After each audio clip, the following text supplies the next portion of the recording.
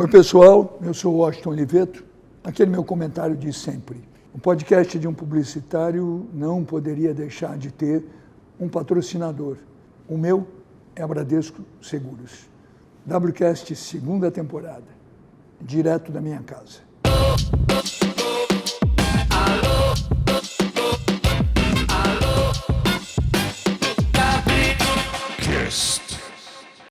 Bom, eu tenho o enorme privilégio de receber hoje aqui no WCast um dos brasileiros merecidamente mais bem-sucedidos no Brasil e no mundo, com histórias deliciosas de inúmeros sucessos e algumas dificuldades de vez em quando também, porque isso acontece. Eu tenho aqui do meu lado o Roberto Medina. Obrigado. Cara, Roberto. bom te ver. Eu sou um seu fã. Então, esse teu chamado de estar aqui junto com você, trocando ideia, vai ser muito bom. A gente tem muitas coisas que tivemos em comum, não só na propaganda, mas também nas dificuldades de vida, né? Você foi sequestrado, eu também, foi numa época muito parecida. Eu sei que isso fica um calo na vida, você passar por aquilo. Então, vai ser muito boa essa conversa aqui, trocar ideias. Vamos lá, Roberto, para começar, uma curiosidade. Teu pai tinha o Rei da Voz. Rei da Voz.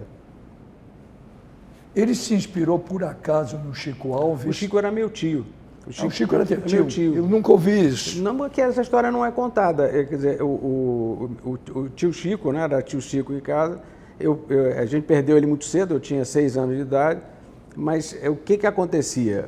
Naquela época, o papai e o tio Chico eram muito ligados. E ele ia para a loja do papai tocar violão e cantar. Ele era o Roberto Carlos da época, então ele ia cantar. Eu lembro que ele era o ídolo do meu pai. E aquilo ali influenciou muito na história do papai, porque ele ia vender os discos dele lá. E ele não tocava em lugar nenhum, era muito requisitado. Então ele teve uma influência, e daí Rei da Voz, daí a história toda do papai. Então o Chico eles eram muito, muito ligados. E o Chico, quando faleceu, uma parte do dinheiro importante ele deixou com o papai. E ele foi casado com uma outra mulher que não era minha tia-avó, uma outra. Formalmente ele estava casado. E o papai, para ser correto, ele foi no juiz e deu o dinheiro e foi toda para a mulher que ele não era a mulher dele. Então, o tio Chico... Você sabe que eu nasci em setembro de 1951. E eu lembro perfeitamente a tristeza na minha casa. Eu era muito criança. Ele morreu num acidente de automóvel na Dutra, Rio São Paulo, exatamente.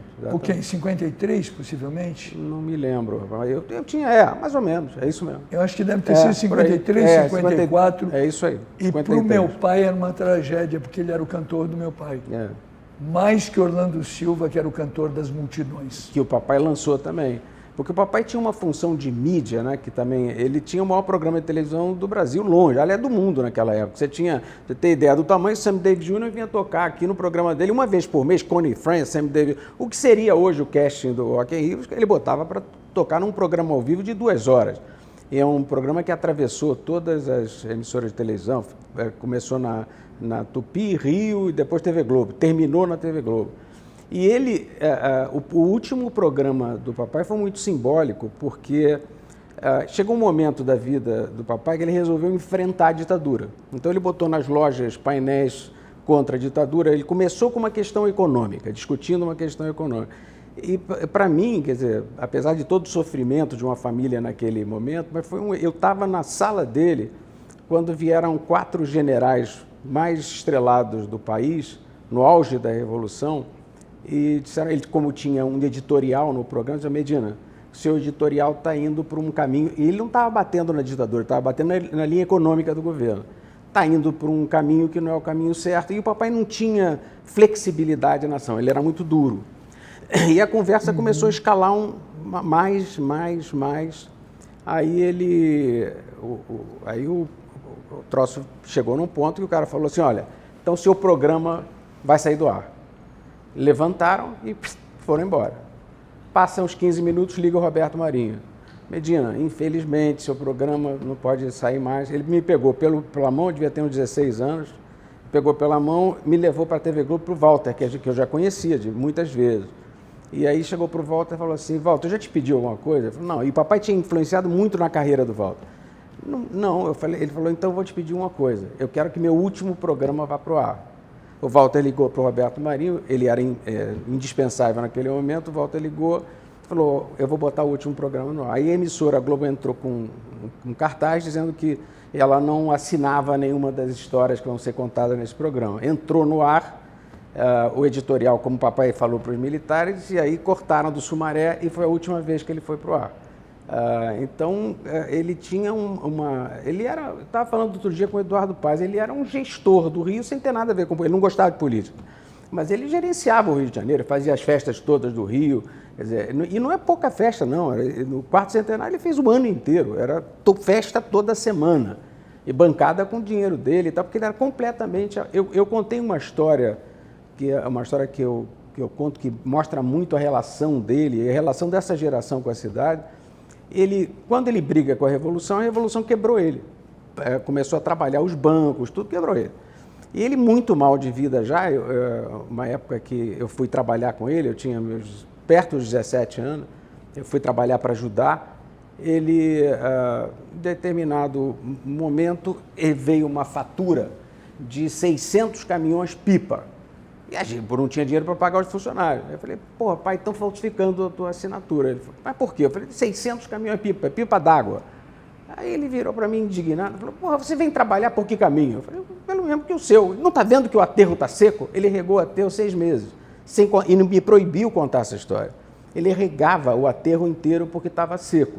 Essa era a relação que ele tinha com o Rio de Janeiro. Então, eu gostar do Rio de Janeiro e lutar por isso aqui, nada, é uma herança que... Ele chegou a nascer aqui? Não, ele veio com 7 anos de idade, nasceu no Pará, ele fugiu de casa, ele tinha uma madrasta que maltratava, fugiu de casa com 11 anos, então tinha pouca educação, só fez o primário, e era um cara que falava, assim, 2 caras de inteligência e capacidade de oratória, o Lacerda e ele, que eu conheci, são os melhores. Mas ele teve e na época da Revolução ele foi preso, voltou quase morto. Então, e você não deve saber essa história, que a família nunca usou de bandeira. Eu fui embora, a Revolução, sou da esquerda. Nunca usamos. Foi um momento ruim e ponto. Eu fui tratar da minha vida quando acabou essa encrenca toda. Eu acho que o Rock in Rio vem muito como uma resposta. Quer dizer, esse ambiente na minha casa foi muito duro de viver, com 16, 17 anos. Agora, você oficialmente nasceu já entre o que você iria fazer na vida, né? Entre a publicidade e o Rock in Rio. Eu acho que sim, eu gosto, porque eu me lembro, rapaz, você ir para a varanda de casa, você vê um show, porque tinha mulher desfilando, tinha o cara, porque tinha o programa de televisão, tinha os eventos todos acontecendo. E engraçado isso, rapaz, porque eu era o crítico dele. Eu achava aquilo uma maluquice, eu queria ser poeta. Eu ficava na varanda escrevendo, achava que ele era maluco de fazer aquilo, criticava ele pra caramba, e depois me vejo fazendo a mesma coisa. Você foi estudar Direito por quê? Porque eu não tinha que ir numa universidade. Eu tinha que ir e não tinha como escolher, eu queria fazer filosofia. Aí ele falou, ou é isso ou foda-se, quer dizer, não tinha hipótese de escolher naquela época. Então, ele era brabo, muito brabo. E aí você vai para a publicidade para ganhar algum dinheiro. Aí quando eu começo, eu tinha feito um estágio na agência dele, ele tinha uma agência também. Aliás, uma agência engraçadíssima, era um circo a agência dele. Até grande, que cuidava do programa dele, da conta dele e tal. E eu vi aquele cenário todo, te confesso, eu tive uma experiência na agência que eu comecei a achar que eu podia ser bom em propaganda. Eu entrei numa concorrência, não sabia, porra, de McCann Erickson, não sabia porra nenhuma. Eu tinha 17 anos, entrei numa concorrência muito grande, com 25 agências, eu não sabia nada do troço e fiz uma campanha, eu fiz com minha turma lá. E aconteceu uma coisa muito engraçada, ficavam 5 finalistas. Aí um dia o cara era Açúcar Pérola, era uma conta tipo assim, como se fosse hoje 20 milhões de dólares, um negócio, uma campanha gigantesca.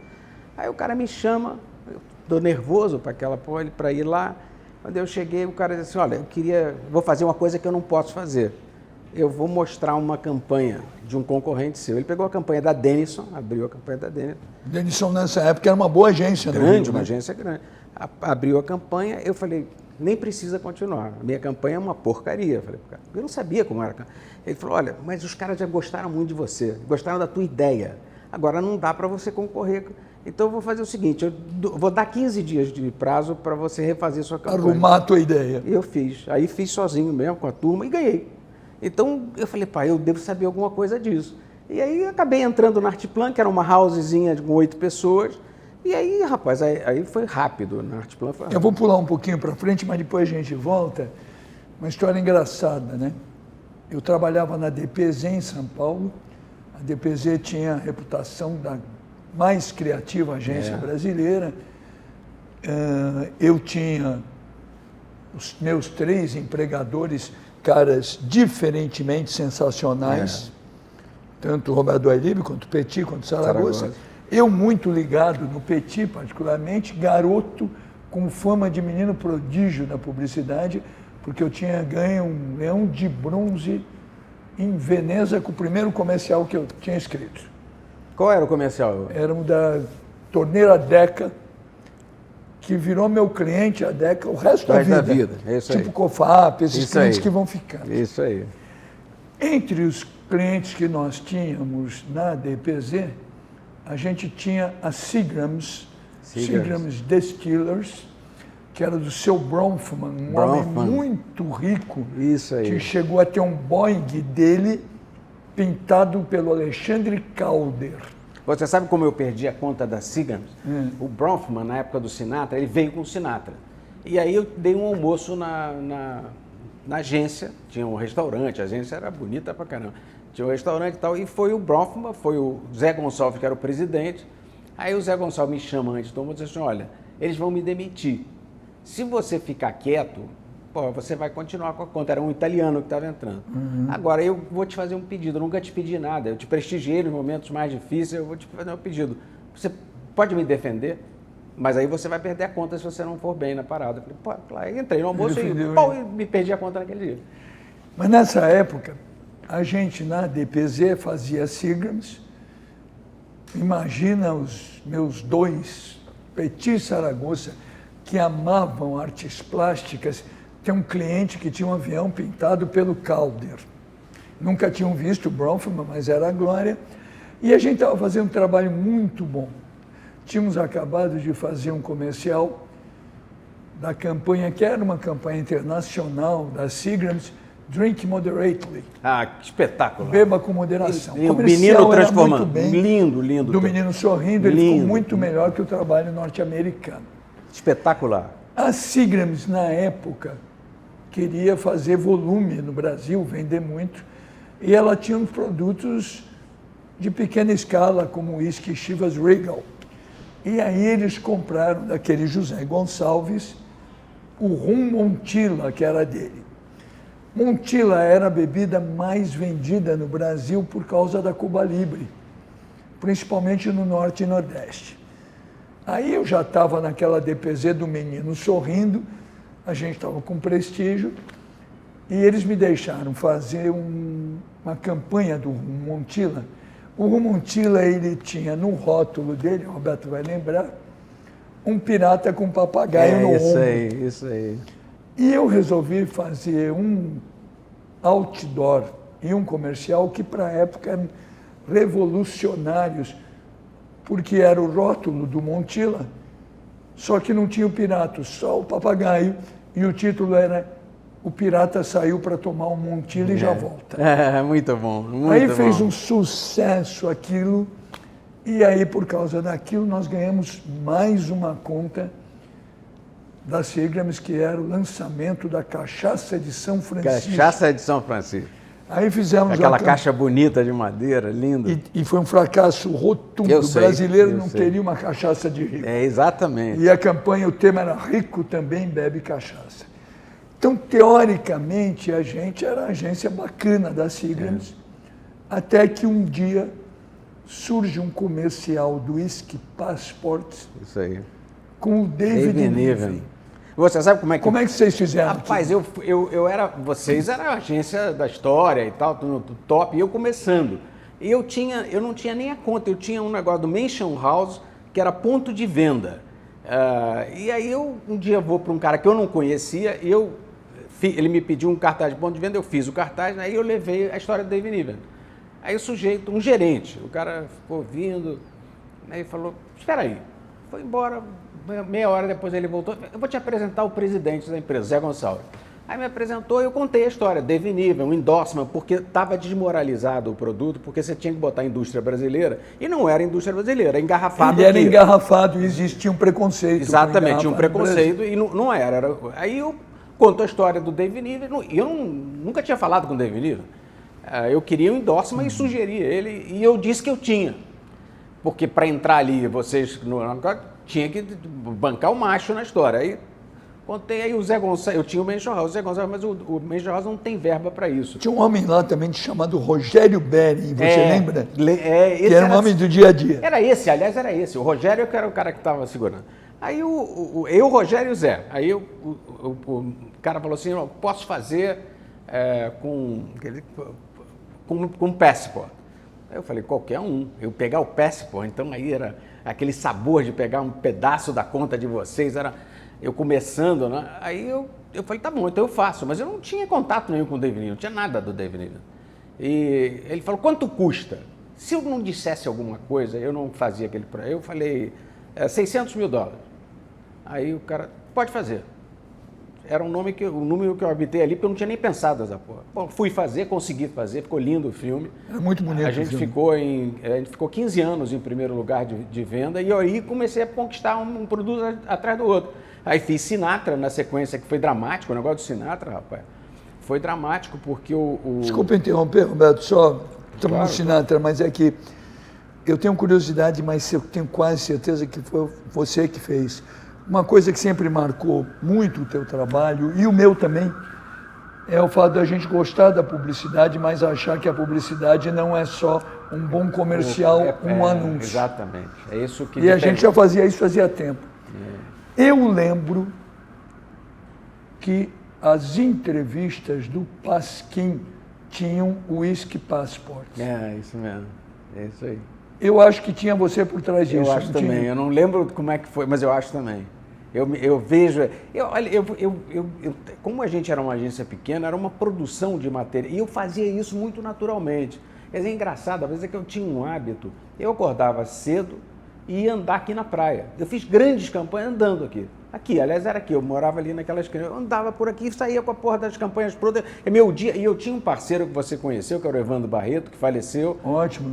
Que era... O Evandro quis me contratar para Artiplano. Não, o Evandro era... Figura encantadora. Não, eu cuspia de manhã o que eu imaginava na sala dele, e no dia seguinte ele arrumava aquilo ali para mim. Então minha vida era prospectar, vender as coisas, minhas loucuras e tal. Quando o Zé me chama de novo, Zé Gonçalves da Silva me chama de novo, e agora? Né? Um ano depois, nós tínhamos tomado o mercado. Pra você ter ideia do sucesso, a Cisper não tinha garrafa para entregar. A gente aumentou de 1.000 e tantos %, não tinha garrafa. Então, e era uma época que quem interessava bebia uísque, mas queria o uísque importado. Exatamente. Era a época que eu lembro já, meu pai, com um pouquinho mais dinheiro, ele queria beber cavalo branco. Exatamente, é isso, o meu também. Era cavalo branco. Então, é isso mesmo. Então, ali, ele me chama para um desafio e eu de novo na lata, Frank Sinatra. Aí ele disse, porra, você tá maluco? Não estou maluco, mas eu só tenho 4 meses para viabilizar esse troço. Eu falei, eu faço. Porra, né? Aí eu fui embora dali e disse, e agora? Né? Aí eu não tinha contato com o Sinatra, com ninguém, eu liguei para o Sérgio Mendes. Eu não sei se eu pedi ao Boni, eu pedi a alguém, porque eu também não conhecia o Sérgio Mendes. Pode ter sido o Boni, porque o Boni e o Sérgio Mendes sempre foram muito ligados. Pedi ao Boni, o Boni me deu, eu liguei para ele, o Sérgio, eu quero fazer um comercial. Ele começou a rir. Ele falou, meu filho, e tal, isso aí não é possível. Eu falei, não, mas eu acho que é. Não, mas eu falei, me põe um contato com alguém para... Ele falou, ponho. Aí ele me dá... Eu acho que o Sérgio chegou a fazer, na época, uma abertura do Sinatra, que ele me contou anos depois em Marseille, quando a gente estava jantando. Não sei. Eu não me lembro disso. Eu sei que o Sérgio marcou, me botou em contato com um cara que eu achava que era o advogado de Sinatra, só que não era. Ele era uma empresa que filtrava as propostas do Sinatra do mundo para, então, as propostas aceitas irem para o escritório do cara. Aí, quando o cara fez o primeiro contato comigo, eu peguei um avião, fui para Los Angeles e bati na campainha do cara. Ele falou, eu não tenho nada decidido. Eu falei, não, mas eu quero falar com você. Aí consegui almoçar com esse rapaz, que hoje é o cara que é presidente do espólio do Sinatra, Bob Finkelstein. Falei com ele há pouco tempo lá em Los Angeles. Aí ele gostou de mim, e ele falou, porra, vou te apresentar, isso aqui eu não defino porra nenhuma, vou te apresentar o escritório certo. E aí me botou em contato com o escritório certo, que aí teve uma figura que mudou a minha vida, que foi o Mickey Rudin, que era, se você lembra do filme Poderoso Chefão, o Mickey Rudin era aquele cara que cortou a cabeça do cavalo para o cara... E eu não sabia que o Mickey Rudin era esse cara, eu simplesmente estava vendo com o empresário. Eu comecei a receber um toque, porque o advogado que o Sérgio Mendes me armou lá, ele falou para mim, olha, com esse cara você cumpre a sua palavra, escreve o contrato, você cumpre a sua palavra. Aí eu já comecei a perceber, depois, outro dia eu entrei, tinha o negócio do FBI fechando o escritório dele, aí eu comecei a entender que eu estava num lugar estranho, né? Mas o fato é que ele para eu impressionar o cara, eu levei uma maquete, cara, meia sala dessa de maquete, você vê que naquela época eu já fazia a mesma maluquice, e aquilo entupiu o escritório desse Mickey Rudin. Então, aquela maquete, o Sinatra viu... O Sinatra não veio aqui por grana nenhuma. São Paulo tinha oferecido 20 milhões de dólares para ele cantar no Cílio Libanês, Mufarrege. E quando houve essa proposta, eu tinha para 5 shows, Quando houve essa proposta, o Mickey Rudin, era a reunião de eu fazer o contrato. Ele me chamou, olha, sinto muito, mas tem um cara de São Paulo. Eu falei, isso, cara, não é verdade, isso não existe. Eu liguei para o Rio, vê isso aí. O cara disse, existe sim, ele está fazendo essa proposta. Aí eu virei para o Mickey e falei, pô, pode fazer. Aí saí dali arrasado, foram 2 anos para chegar nesse dia, arrasado, mal e tal. Aí ele me ligou no dia seguinte, falou, olha, o Sinatra não vai fazer, ele quer fazer o seu projeto, ele quer ir para o Maracanã. E aí aconteceu a história do Sinatra. Mas ele foi uma história, para mim, extremamente dramática, porque no dia do comercial, o que a gente tinha combinado, ele ia cantar no Caesars Palace, a gente... Depois do show, ele entrava num rosto branco, atravessava, tinha todo um roteiro e tal. Quando eu desço para fazer o comercial no dia, né, todo emocionado, aquele grande dia e tal, eu já tinha estado com o Sinatra em Nova York, mas ali era trabalho. Aí o ambiente, todo mundo branco, é o seguinte, a mãe do Sinatra morreu naquele momento, ela veio ver o show, caiu o avião e ela morreu. E aí ele cancelou o show, cancelou o comercial, cancelou tudo. E aí tinha que jantar, estava a esposa do Mickey Rudin, fui jantar com eles ali, aquele clima horrível, e eu tirando da cartola a ideia de que aquele era um momento único. Eu sei que o Mickey Rudin deu um jeito de eu gravar o comercial sem nada, assim, ele falando. Aí eu fui lá, ele estava ainda chorando, fiquei quietinho ali, maquiou, ele falou, só uma vez. Eu falei, só uma vez. Pouco estava me lidando, se tinha luz, estava certo. História. E isso era uma coisa bacana que a gente tinha, porque a gente tinha caneta para fazer no peito, e o cliente também. Então, hoje você morria na burocracia disso aí. Aí ele fez, né, gravou lá, acabou o negócio do rosto, o roteiro acabou, era ele falando só, para mim bastava. E ele acabou, ficou ruim. Aí ele falou, ficou ruim, né? Eu falei, ficou. Então, mais uma. Gravamos, para mim tinha ficado bom, acabou, ele fez o show, vê o profissionalismo do cara, ele fez o show depois, mandou uma mensagem que ninguém ali entendeu, só quem estava sabendo, para alguém que estava vendo o show, e falou do East Passport no show que não estava combinado. Ele falou, hoje conheci uma bebida incrível e tal. Ele foi muito profissional comigo, foi profissional no Maracanã, de aceitar... Porque detalhe, numa época que, segundo a literatura, ele bebia bourbon, né? Ele bebia Jack Daniels. Jack Daniels, era a bebida dele. Mas ele foi super profissional. O Boni, que é nosso amigo comum, a gente viveu ali uma experiência ali, tinha uma televisão contratada, imagem para o mundo inteiro, chuva, o show aberto, e a decisão que a gente tomou naquele dia, o rapaz foi tão forte, né? Eu fiquei com essa parte da cabeça branca numa noite. O cara da Globo, fazendo uma entrevista com o Emerson Fittipaldi, no dia seguinte, levantou esse assunto, estava branco aqui. Ele tomar a decisão de peitar a mídia e dizer que aquele show ia acontecer sem acontecer, porque estava torrencial o negócio, e fazer um Maracanã encher. Não, foi uma mágica, eu vim assistir esse show. Pô, você veio? Eu vim. Então... Bom, depois te conto, eu vi Sinatra em São Paulo, no Maxud, 1 ano depois. Eu estava lá. Rapaz, aquele troço foi de uma força para mim, para ele chorava. Depois que acabou o show, eu fui lá levar ele no... Eu tenho uma história que eu conto, que não é uma história bonita na minha vida, eu fiz algumas travessuras, eu consegui quebrar o avião da Pan América. Na confusão, eu peguei os batedores que eu contratei para o Sinatra, fui ao aeroporto, conversei com os gerentes da Pan América, escuta, está acontecendo isso, e você tem que quebrar o seu avião. E quebrou o avião. Quando o Sinatra ligou para viajar, porque o Sinatra tinha schedule, ele ia cantar no dia seguinte lá em Los Angeles. Ele tinha que sair, e o voo era às 11. E para cantar, eu tinha que deixar ele tranquilo para ir até mais tarde por causa da chuva. Então, eu quebrei o avião, quando ele ligou para o aeroporto, estava quebrado o avião. Então, você vê, essas histórias todas, que são histórias emocionantes, era de um tempo onde cada um de nós tinha caneta, tinha para fazer, né? Onde a emoção superava todos os obstáculos. Hoje eu estou vendo, eu que ainda lido com a garotada que está vendo, as pessoas estão sem sonho, estão, sabe, com medo da vida, estão assustadas demais. Não é isso, né? É estranho uma pessoa da nossa geração estar... eu sou o disruptor da minha empresa hoje. Eu é que brigo para fazer uma coisa absurda. É curioso isso, né? Ele diz, não, mas tu não pode. Pode.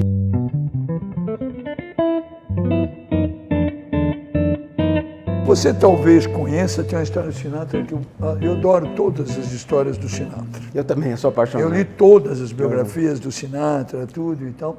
Tem um restaurante em Nova York que é a reserva mais difícil do mundo, que é o Rails. É um... Nossa Senhora, é lá no Harlem, onde teoricamente a barra antigamente era muito pesada, hoje ainda é um pouquinho, lá na 120 e pouco, ele chama Rails, de uma família italiana muito tradicional, frequentado pelos amigos do Sinatra e pelo Sinatra principalmente na época que ele estava com o Dean Martin e o Sammy Davis Jr. Que época, cara. Até hoje tem uma jukebox que só toca eles, isso aí, uma comida incrível, e o Rails tem uma característica, ele é uma cantina com uma comida tipo a do Jardim de Nápoles, em São Paulo. Mas se você ligar lá agora, nesse instante,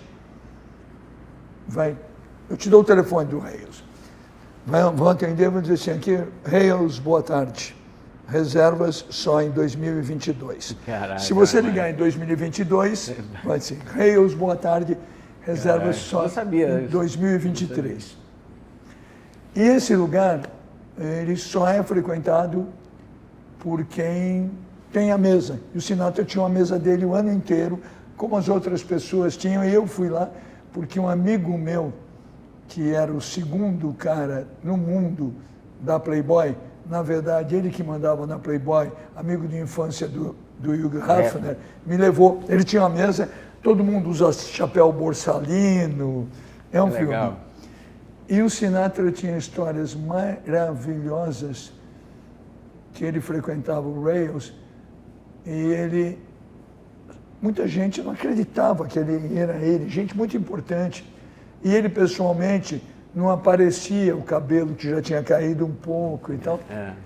Ele botava na jukebox a voz dele e chamava alguma mulher lá e dizia, quer ver como eu canto melhor que esse cara? Que legal, não sabia isso. E cantava ao vivo. Que história. Maravilhoso. Você sabe que quando eu fui para Las Vegas fazer o Rock in Rio, você estava falando em restaurante, um dia eu querendo patrocínio, não conhecia ninguém nos Estados Unidos para isso e tal. Aí me liga um sujeito, presidente uma cerveja, eu esqueci agora, enfim, uma das maiores cervejas lá dos Estados Unidos, não era Michelob, esqueci. Mas, cara, me ligou, sou presidente, não sei o que, queria falar com você. Claro, eu vou, em Vegas, ele morava em Vegas, eu falei, pô, vou para aí, amanhã eu vou para aí, estava em Los Angeles. Ele falou, não, eu vou aí. Eu falei, pô, esse cara é maluco, deve ser um cliente vem me procurar, eu atrás de patrocínio aqui, tudo bem. Chamei ele para jantar na minha casa, arrumei lá e tal. Chegou o caso, eu louco para saber por que ele estava me procurando, né? Falei, o Rock in Rio aqui já é famoso assim. Aí ele falou para mim, olha, rapaz, eu estou aqui pelo seguinte, eu li a sua história com Sinatra.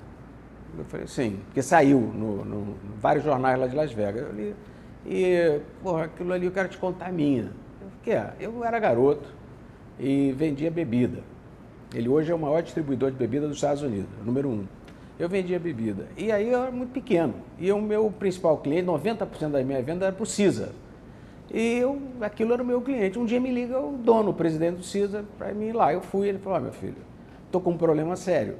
O Sinatra todo dia sai daqui, eu investi 10 milhões de dólares para fazer um restaurante, ele sai daqui e vai comer na cantina da sua mãe. Ele atravessa, isso é uma vergonha, eu não posso admitir isso. Aí o cara, mas eu não tenho nada com isso, ele com a minha mãe, eles eram amigos, o Sinatra e a mãe dele. Eu não tenho nada com isso, não, o senhor vai ter que resolver esse troço. Aí o cara saiu morto, o que é que eu vou fazer? Foi lá para a mãe, o cara me falou isso.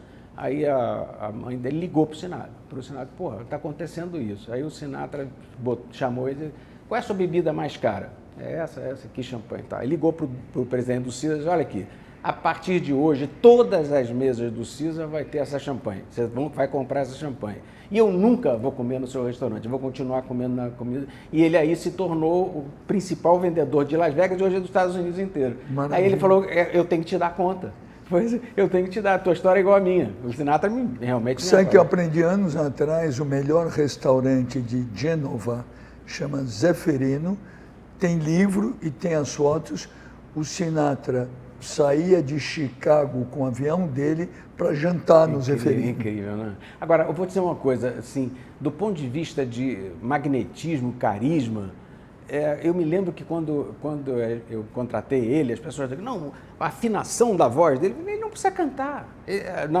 Quando eu trouxe ele aqui, ele não precisa cantar. Se ele sentar lá no meio do Maracanã, a gente fica babando. Não tem que ter voz, porra nenhuma. E tinha. A tal história da definição da palavra carisma, a cara de Deus, é ele, né? Impressionante. Eu devo ter uns 2.000 artistas que eu contratei na minha vida e muitos deles pessoalmente. Sempre foi um negócio profissional e tal, pessoas que eu gostava. Eu tremia, eu não conseguia falar. Era uma coisa assim, rapaz, Aí eu era uma caca de auditório mesmo quando eu encontrava com ele. Não, e você botou 180 mil pessoas no Maracanã, né? Foi muito incrível aqui, para ele e para mim. Olha, depois, eu tive com ele 4 anos depois, ele falava, esse aqui foi... Detalhe que eu e o Roberto temos um outro ponto em comum. Com o Sinatra, ele entrou para o Guinness, que eu fui entrar anos depois com o Carlinhos Moreno com o Bombril, com a campanha de maior tempo. Você entrou no Guinness também? Entrei no Guinness quando fez... Nossa, agora quando estava com 215 comerciais com o mesmo criador. Incrível aquilo, e o mesmo que personagem. Campanha aquela, incrível. Terminou com quase 400, nunca mais. A propaganda hoje é tão descartável que nunca mais será feito. É isso mesmo. E teve um detalhe, você foi me ajudar sem querer, anos depois, já na W Brasil, eu ganho uma conta aqui no Rio de Janeiro, vou fazer uma reunião com o presidente da empresa, eles tinham uísques, e ele me falou, olha, o meu uísque é bom, eu te garanto, eu sou escocês, então eu posso te falar isso. Ele ainda tem um problema historicamente, que tem os uísques engarrafados no Brasil, e que só o Passport conseguiu transpor essa barreira, que foi quando eu fiz a campanha com o Kenneth Stephen, Dou Minha Palavra. Muito boa. E deu certo. Incrível.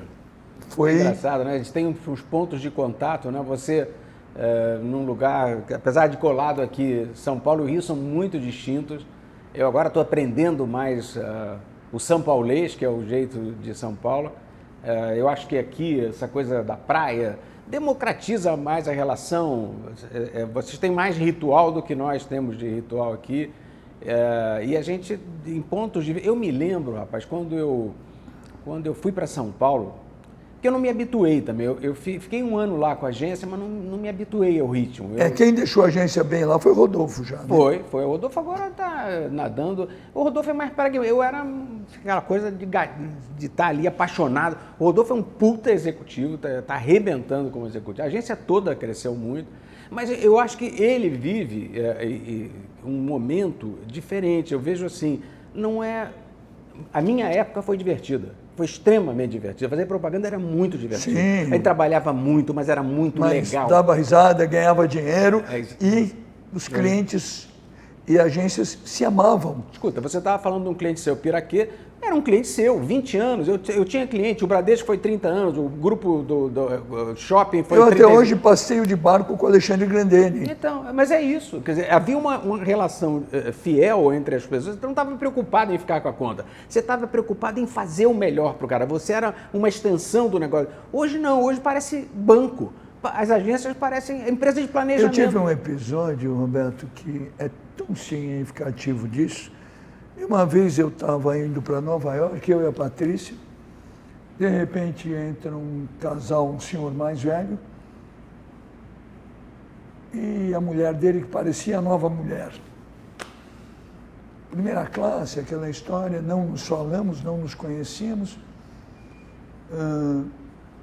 Passa um tempo, terminou aquela viagem de final do ano, eu recebo um telefonema, eu sou dono da Arno, e a gente viajou junto para Nova York.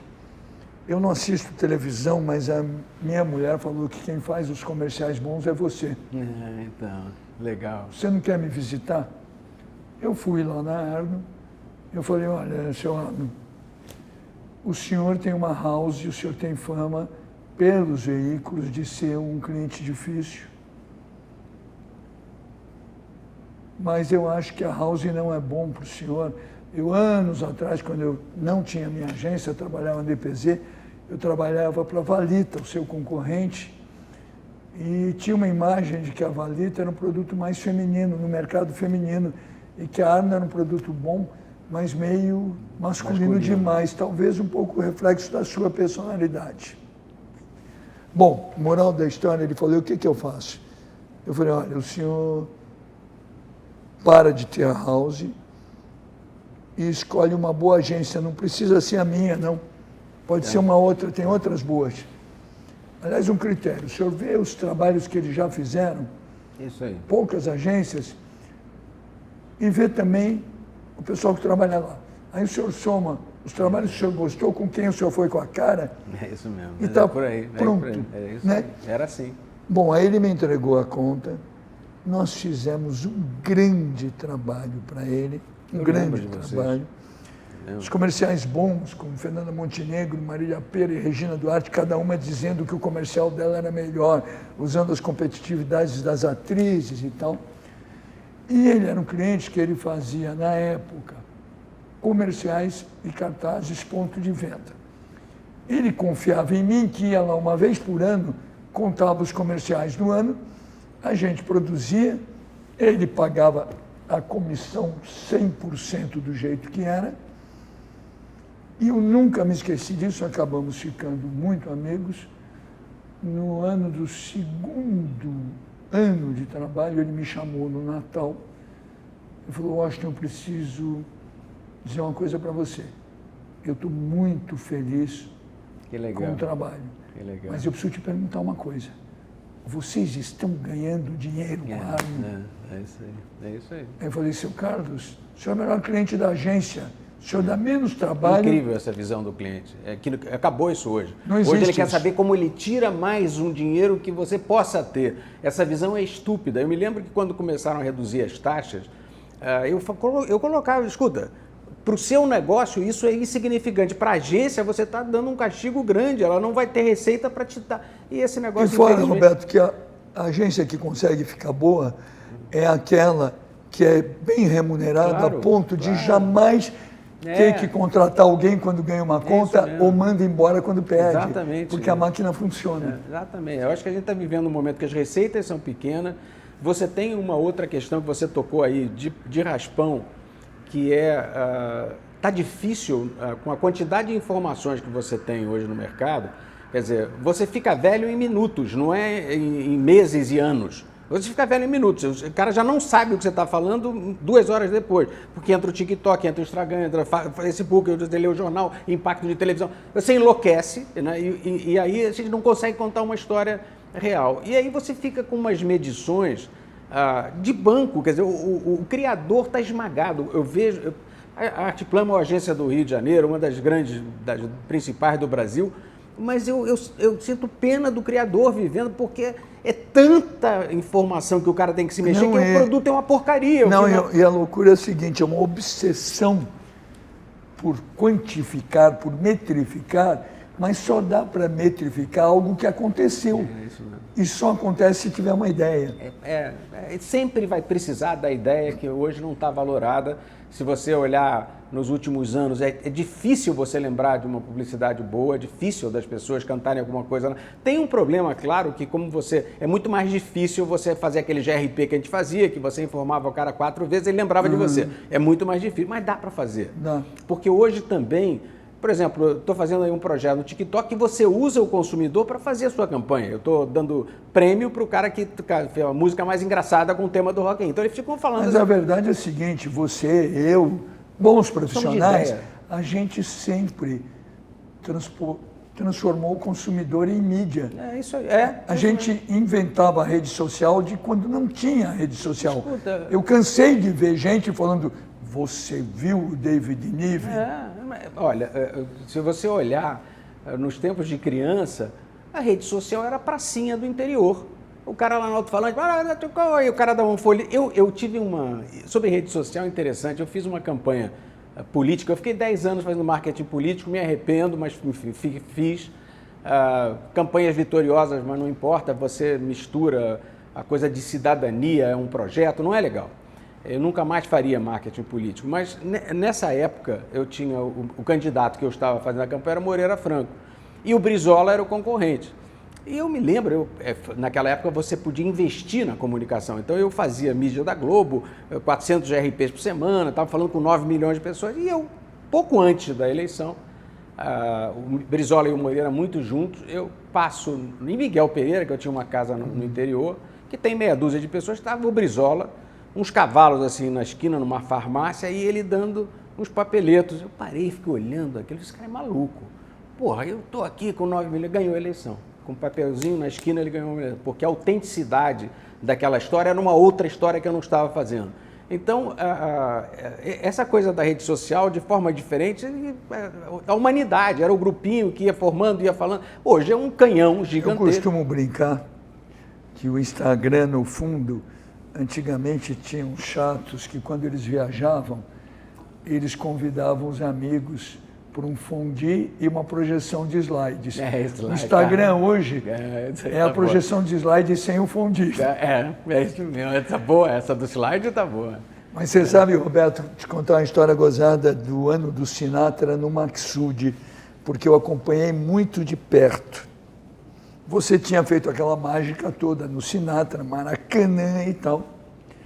E aí o seu Henri Maxud, ele tinha sido meu cliente na DPZ, ele tinha uma grande construtora chamada Hidroservice. Isso. Que tinha feito a Ponte Rio-Niterói. Mas ele era teu cliente, o Maxud? Era na DPZ. Ah, não sabia, não. E, pasme, ele que era um grande chato, mas como cliente ele era respeitoso. E ele queria que o nome Maxud ficasse conhecido. Uhum. Isso foi em 1974, me lembro como sendo hoje. Então ele não tinha o que vender, porque ele ia vender Ponte Rio-Niterói. Era ficar o nome conhecido. Aí me surgiu uma ideia que ele foi legal, que ele topou, que era o seguinte, era transformar aquilo que ele fazia em gigante na coisa mais corriqueira do mundo, como se fosse óbvio. Então, no dia do primeiro jogo do Mundial de 74, o Petit pegou uma linda foto do estádio gigantesco, onde ia ter a abertura do Mundial, e eu escrevi um anúncio que o título era "Joga futebol? Gostaria de construir um estádio como esse? Ligue para Hidroservice, telefone e tal." É legal. Pô, aquilo virou um assunto. Legal. Aí passam-se os dias, inaugura a Ponte Rio-Niterói. A gente faz um anúncio assim, a Hidroservice se congratula com os autores da Ponte Rio-Niterói e avisa que aceita encomendas para pontes iguais ou maiores. Telefone e tal. Aquilo ficou muito popular, ele ficou feliz, passou a gostar de mim. Tinha uma peculiaridade, ele pegou o galeão para fazer, e eu sabia reparar isso Com o que sobrou do Galeão, ele fez o Hotel Maxud. Caraca. Você andava no Maxud, a escada rolante Caraca. era igual, tudo era igual. Tá. Era a sobra do... Do Galeão. E eu, por circunstâncias, acabei ficando amigo do filho dele. Hoje é uma encrenca, aquela família, Eu tô sabendo. tem processo. Eu te acompanho. E fiquei amigo do Roberto. E o Roberto queria, ele tinha um nightclub lá dentro, que o pai botava tudo errado de música, uma tragédia, e o Roberto queria dar um ar bacana para aquilo. Eu, na época, ia muito para Nova York passear, e eu ia ouvir jazz. E em Nova York, nessa época, você tinha gente grande com cachês muito pequenos. É isso tipo mesmo. Alberta Hunter, É isso mesmo. que era uma grande cantora. E outros desse tipo. O que era com um status um pouco maior, mas não era um cachê gigantesco, era o Bob Short, que já tocava no Carlyle. Aí eu fico amigo do Roberto e convenço o Roberto De fazer um jazz lá. fazer jazz lá. Ele pega o Lacerda, que era um maître do Ricardo Amaral no Hipopótamos, que era um estouro em São Paulo, e faz um lugar badalladíssimo. Por causa dessa minha amizade, naquele dia que custava assim, uma grana e tal, do Sinatra, eu era convidado da família Maxud. Ele ali foi um investimento de, se eu não me engano, $1 milhão. Eles me ligaram, aquilo ali, eu fiquei proibido de entrar nos Estados Unidos 2 anos por causa desse negócio. Eles me ligaram para contratar o Sinatra. Aí eu fui, quer dizer, aí, a partir daí eu tinha uma relação bacana. Eu me lembro que eu até fui para o México, para um hotel de Acapulco, era uma casa que tinha meu nome. Eles me adoravam lá no pessoal do Sinatra. Aí, porque aquilo foi realmente matador que a gente fez aqui no Rio. Aí eu inventei a história de... A Argentina queria muito, fazer na Argentina e São Paulo, que aí ele pegava um dinheiro maior. Aí o pessoal do Sinatra falou $1 milhão na Argentina, $1 milhão em São Paulo. Aí eu fui para a Argentina, fiz lá aquelas macaquices que eu faço, coletivo, aquela porra toda, e eu consegui $2,5 milhões na Argentina em vez de $1 milhão. E eu ganhava comissão sobre isso nesse caso. Aí marquei para a gente assinar o contrato aqui no Rio Palace, que hoje é o Sofitel, e veio o cara da Argentina, que tinha uma boate lá, para fazer o pagamento dos $2 milhões. Aí, na hora que vai assinar o contrato, o sujeito, um dos advogados do Senado, não, é 2.200, porque o avião, não sei o quê. Aquilo me revoltou, digo, não é 2.200, é 2 e mais ainda. Como vocês não têm palavra, mais um detalhe, você até economiza a minha comissão, então ele pode pagar menos. Agora, o contrato tem que ser assinado fora do meu escritório, porque não foi o que vocês combinaram comigo. Aí o cara pegou e ligou para o Mickey Rooney. Aí o Mickey Rooney me proibiu de entrar nos Estados Unidos. Eu só fui entrar 2 anos depois, que minha ex-mulher era amiga da esposa dele durante o troço do Sinatra, ficou amiga, e aí eu tive que pedir desculpa ao Mickey Rooney lá na casa dele para poder voltar a andar para os Estados Unidos. Então você vê que Sinatra deu trabalho. Não, e esse grupo do Mickey Rooney, eu que adoro, né, ficar amigo de donos de restaurante, chefes, garçons, sou amigo de todo mundo, ouvi histórias, porque tinha uma coisa que essa turma, quando aposentava alguém de bons serviços prestados, normalmente montava um bom restaurante em Nova York para o cara. É isso aí. Então, por exemplo, aquele Café des Artistes, que era uma badalação, era de um ex-funcionário. Aquilo era brabo. Mas olha, o cara sempre foi comigo... Bom, o nosso Ricardo Amaral tomou umas porradas nessa. Pois é, o Ricardo teve que sair dali. Tá? Não é só... O problema não acontece só aqui no Rio, em São Paulo. Lá também o bicho pega. Bom, você deve saber, mas quem está vendo possivelmente não saiba. O critério que eles têm para aferir quanto tem que pagar é muito curioso. Porque, na verdade, a máfia começou comprando um negócio que não tem muito como você aferir quanto entrou, quanto saiu, que eram as lavanderias. Daí que vem a expressão lavar dinheiro. E eu acho que é aí que o Ricardo se machucou, porque ele não quis fazer no lugar. Aí aconteceu o seguinte, eles aprenderam, eles falaram, peraí, qual é o outro negócio que também é difícil aferir? Era cinema, e eles compraram a Warner, Só que depois eles falaram, não, cinema é melhor do que ganhar dinheiro com o cinema, é produzir cinema. Eles mudaram, aí foram para o disco, mas as lavanderias eles mantiveram, porque a lavanderia é muito fácil você calcular o que faturou, porque assim, você tem a lavanderia, você vê o quê? Quantos guardanapos vão ser lavados. É difícil controlar. Porque ninguém perde mais um guardanapo. É isso mesmo. Aí, soma-se 200 guardanapos, ele vendeu 200 jantares, precisa pagar tanto. É isso mesmo. E o Ricardo não quis ir para a lavanderia recomendada, tomou umas porradas. É isso mesmo. Não, lá o bicho pega, não é brincadeira trabalhar lá.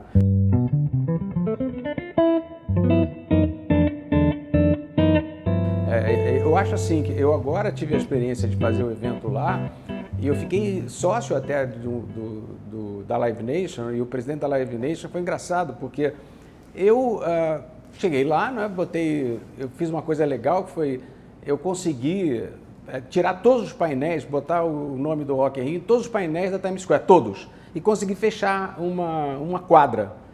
E botei música na quadra, lotei aquilo, fiz uma coletiva na Nasdaq, fiz aquela confusão toda. E ficou emocionante. Eu me lembro, para a gente tupiniquim aqui, você vê aquela rua inteira com o negócio do Rock in Rio. E depois eu tive uma reunião com o Rapino, que é o presidente da Live Nation, que é a maior empresa do mundo. Aí ele virou para mim, aí não tinha nada de sociedade nem nada. Ele falou, você é muito pretensioso. Eu falei, mas por quê? Ele falou, pô, você chega no meu país, nos Estados Unidos, e põe 2 páginas em cada jornal aqui e diz que é o maior evento do mundo. Eu falei, eu não sou pretensioso. É o seguinte, isso é uma estratégia de comunicação. Vocês não vão respeitar um latino-americano que chega aqui com um evento. O meu projeto é o maior do mundo. Se você tiver paciência e olhar ele é o maior do mundo, longe, não é um pouco... Então eu tinha que fazer isso, é uma estratégia. Eu sou um cara muito simples. Aí ele gostou de mim. E aí, 2 anos depois, ele virou meu sócio, porque lá para você dizer, olha, e a gente faz, eu tenho o maior orgulho de ter sido um intérprete num determinado momento, eu acho que não foi meu talento, eu acho que a vida foi generosa comigo e me permitiu construir essa história. Mas eu tenho muito orgulho daí que hoje a gente exporta som, luz, palco, logística, a gente é muito melhor que o americano, mas muito, não é um pouco melhor. E aí vou dizer por que a gente é melhor, por causa da nossa profissão. Quando eu fui fazer o primeiro Rock in Rio, a história do Rock in Rio é assim, eu sonhei, a conta daquele sonho ali não fecha, porque eu podia vender os bilhetes que eu quisesse, com o preço do bilhete no Brasil não fechava a conta, era metade do que eu precisava.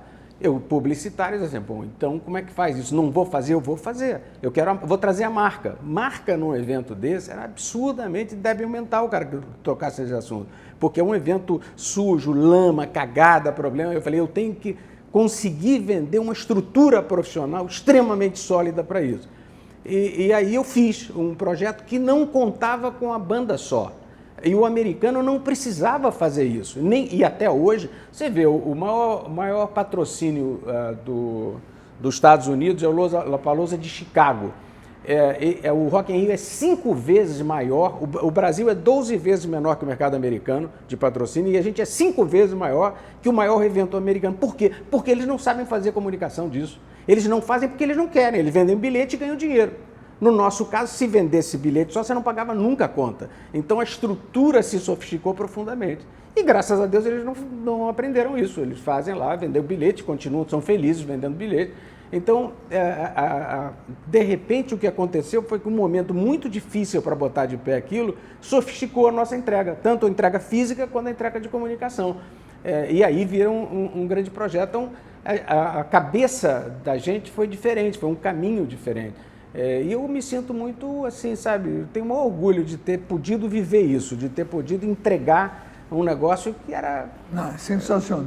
Tem um detalhe, né, para quem está vendo e não sabe, num determinado momento, com essas iniciativas, vamos chamar assim, do Roberto, de mudar a história do Passport através do David Niven, trazer Sinatra, isso e aquilo, a Atiplan começa a ganhar um prestígio num mercado muito competitivo, que era do Rio de Janeiro, que tinha MPM muito poderosa. Isso mesmo. que tinha a Denison, que tinha sido a melhor agência, mas ainda se mantinha bem. É isso mesmo. E que tinha a DPZ começando a entrar aqui com o prestígio de São Paulo.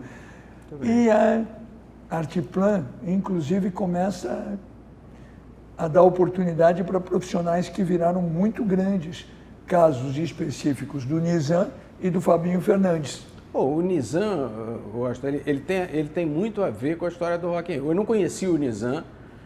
Eu criei o Rock in Rio numa noite, né? Eu não foi assim planejado. Aliás, desculpa só essa interrupção, Tá. para você continuar. Nessa época tinha uma história que a gente brincava para sacanear o Roberto pelas costas, sem ele saber, mas não era sacanagem. O Roberto tinha um cara que era um desenhista monumental, Benício. que trabalhava na Benício. Artiplan, que era o Benício. Benício. Benício, qualquer coisa que ele... Eu tenho a honra de ter um cartaz que ele desenhou em minha homenagem. Ele era um Todo, luxo. com a minha figura e todos os personagens Um que eu luxo. criei. E aí, na DPZ principalmente, a gente, e na W um pouquinho, a gente dizia que era o seguinte: o Roberto chegava de manhã com uma ideia na Artiplan, chamava o Benício e falava: olha, Benício, é o seguinte, nós vamos fazer a seguinte coisa, a gente vai ressuscitar o John Lennon, falava isso com a maior naturalidade. Aí a gente reúne os Beatles novamente, os quatro ressuscitamos, já que ressuscitamos o John Lennon, pegamos os Beatles, fazemos um barco espetacular, pomos no meio da Lagoa Rodrigo de Freitas. Eu gostei, eu não sabia dessa Na história. Lagoa Rodrigo de Freitas, os Beatles, eles fazem um show lá para todo mundo e tal. Desenha isso aí, Benício. Aí o Benício desenhava isso perfeitamente.